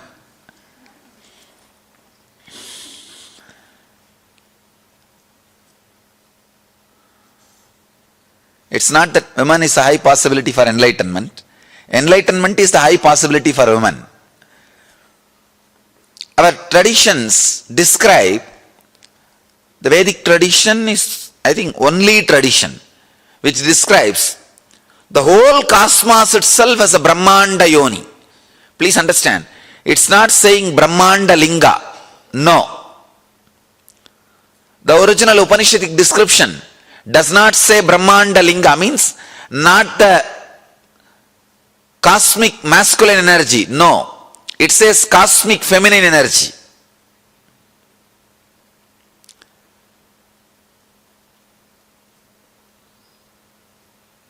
I can say feminine energy is the space in which the whole thing happens.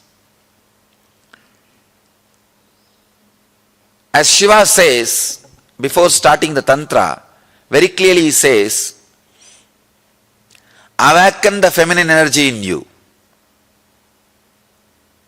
Meditate on the feminine energy in you. Only then you can receive these sutras. See, originally the sutras were delivered to Devi after she became enlightened. Please understand, not before that. It was a conversation between an enlightened being and enlightened being. After she became enlightened, it was delivered. That is why I am saying, I am not saying women is the high possibility of enlightenment. Enlightenment is high possibility of being women. After enlightenment, Shiva is teaching all these truths and he says, meditate on feminine qualities. Become feminine. Only then you can receive these great truths. You can experience these great truths.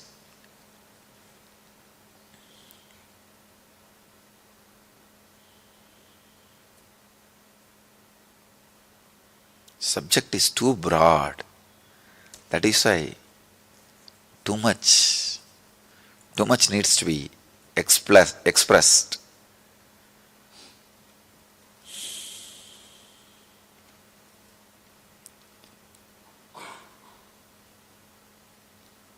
Even when I spoke about Avatar, I did not struggle this much. I finished within few minutes.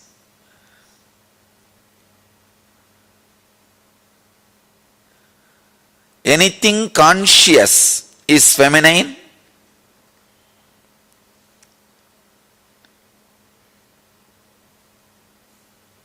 All other adjustments happens in existence for this consciousness to exist is masculine.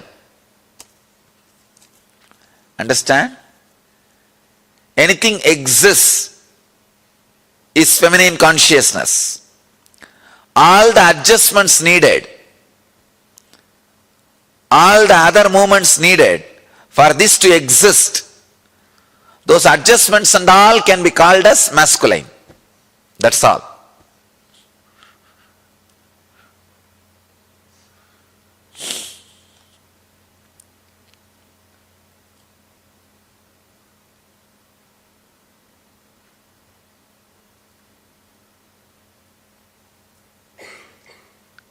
The center is feminine consciousness, like a queen, and all the workers can be called as masculine energy. That's all. That is why our rishis describe very clearly cosmos as the Devi Loka.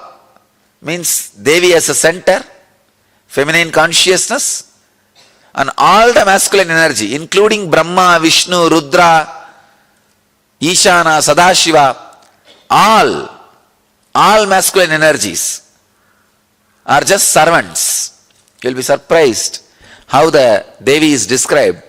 The Brahma, creation; Vishnu, maintenance; Rudra, destruction; Ishana, putting people into illusion; and Sadashiva, liberating people.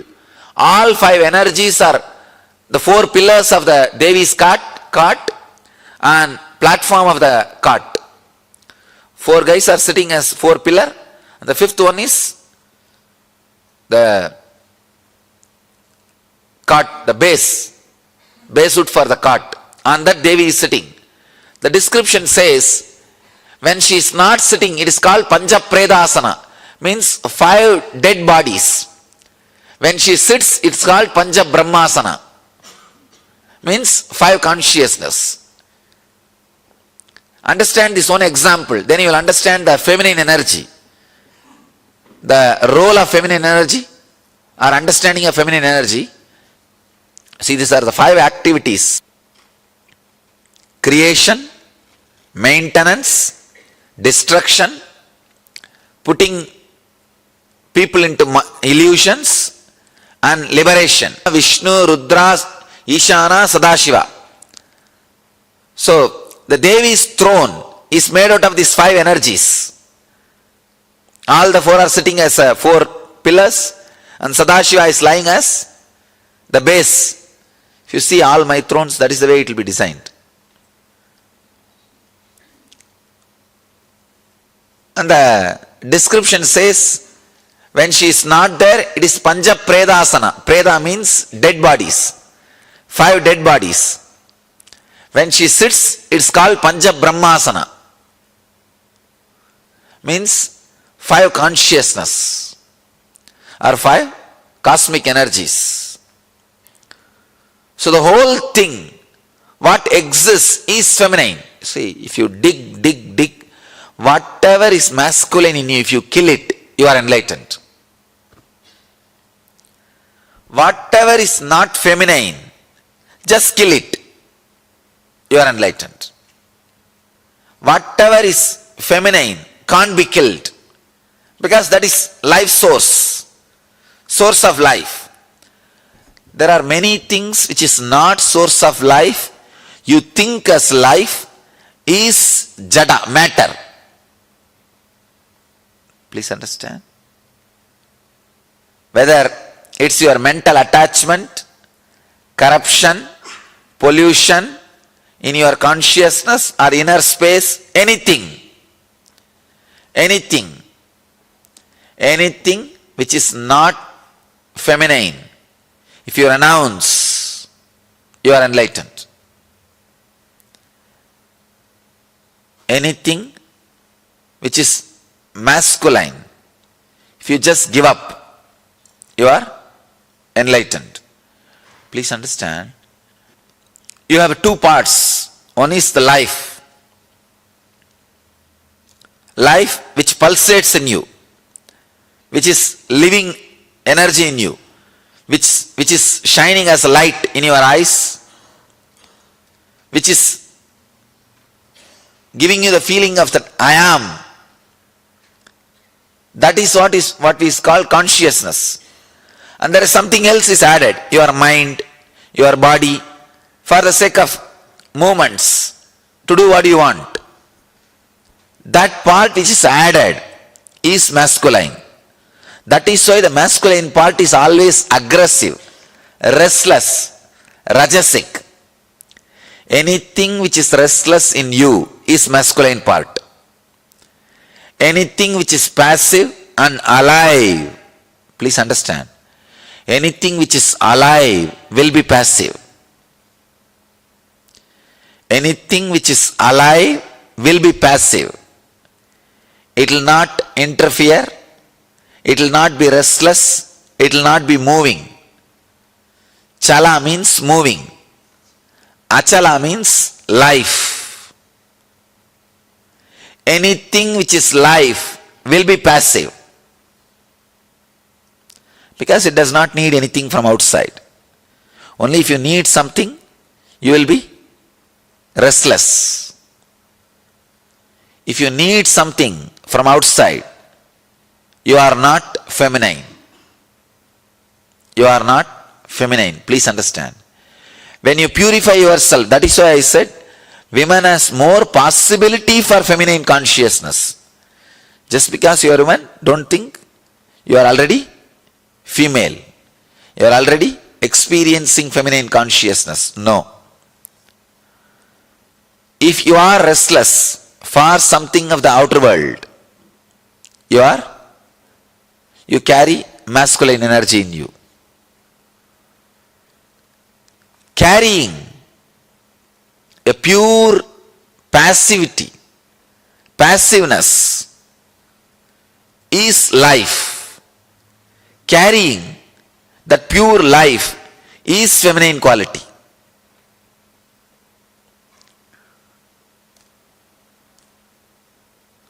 When I utter the word passiveness, you have some idea. Maybe a little bit of mixture of laziness, that is okay, no problem. Feel that passiveness is like a patch, you are carrying it in this area. Carry that passiveness, that feminine mood in this area today whole day. You will understand what I am talking. from now, whatever you visualize as a feminine consciousness, see, the moment you listen to the word feminine consciousness or passive life energy, you have some idea. Carry that mood, that idea in your heart today, whole day. You can even nothing wrong. You can visualize you are a woman body. Just remove the male body. You can visualize yourself as a Devi. Even if you are carrying woman body, visualize yourself as a Devi. Means pure feminine consciousness. Pure feminine consciousness. Passive life. Understand? Society is male-minded. Restlessness. That is why life is always described as restlessness, especially the Western mind-based society. Life means restlessness. If you are more active, oh, a lot of life is happening here. I don't know how these fellows are saying that New York is a place where life is happening. So much of restlessness. Nobody knows why people are running. But that is the symbol of life. They call it Big Apple, na? Big Apple. Big Apple. Symbol of life. Understand, because of that mental setup, you also imbibe the idea. Life means masculine. Restlessness, no. Life means deeply passive and feminine. I can say one of the biggest calamity happened to the human civilization is women are asked to work and make living like men, for which they are not created. Please understand. That's one of the worst calamity. Because the role they need to play, the contribution they need to do, did not happen because they were used to create infrastructure. Because women have a better role to play on human consciousness. They are living models and examples of intense passive life energy. They need to remind planet Earth again and again about living enlightenment. The feminine consciousness by their life. But when they are made to create, when they are used to create infrastructure, that priority of awakening the feminine consciousness, radiating feminine consciousness is lost. When that is lost, I can say the model is lost and lifestyle is lost. Again, Manu says very clearly, unless the depression from women is removed, the society cannot evolve. If women, you see, the feminine consciousness, if the restlessness is planted, the goal orientation is planted by the society, naturally she will suffer in depression. Because her consciousness is not hardwired for that. Feminine consciousness, woman body is not hardwired to create infrastructure for civilization. Any goals related to civilizational infrastructure implanted will directly lead her to depression, and it will impact on the civilization as, I can say, all possible dangers.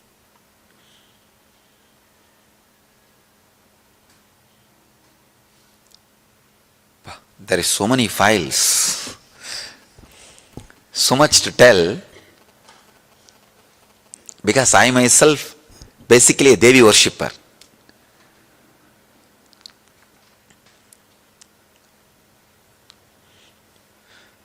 The first mantra I got initiated into is Devi mantra, and the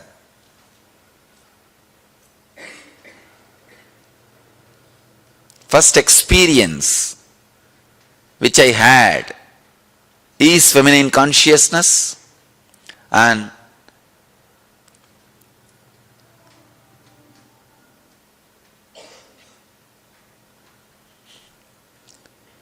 I can say the person who gave me sannyas, first I received 2-3 initiations, different things from different people. The first one was from female guru, and my first disciple, Mantra Diksha, female, and first my sannyasini is a woman. If you see the whole thing,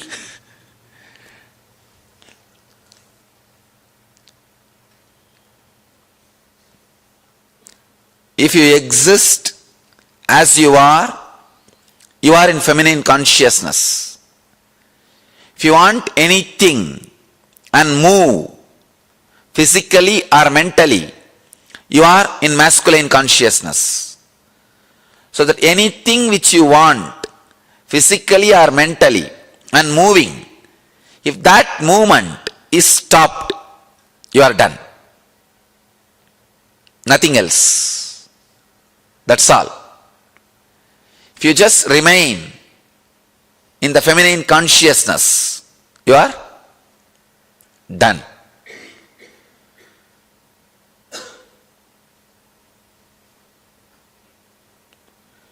If men are asked to create infrastructure and women are asked to radiate the feminine consciousness, the whole civilization would have been different. All the religions based on sacred feminine energy are peacemaking religions, accepts everybody, everything. All the religions based on masculine are all terrorist religions, cannot tolerate others' existence. See, I am giving you the very clear base definitions. All the mother-based religions, sacred feminine-based religions, not only they will be passive, accepting everything.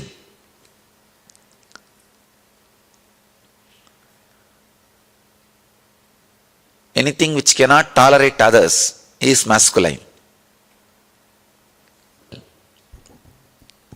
Connect each file which is coming out of me with your questions.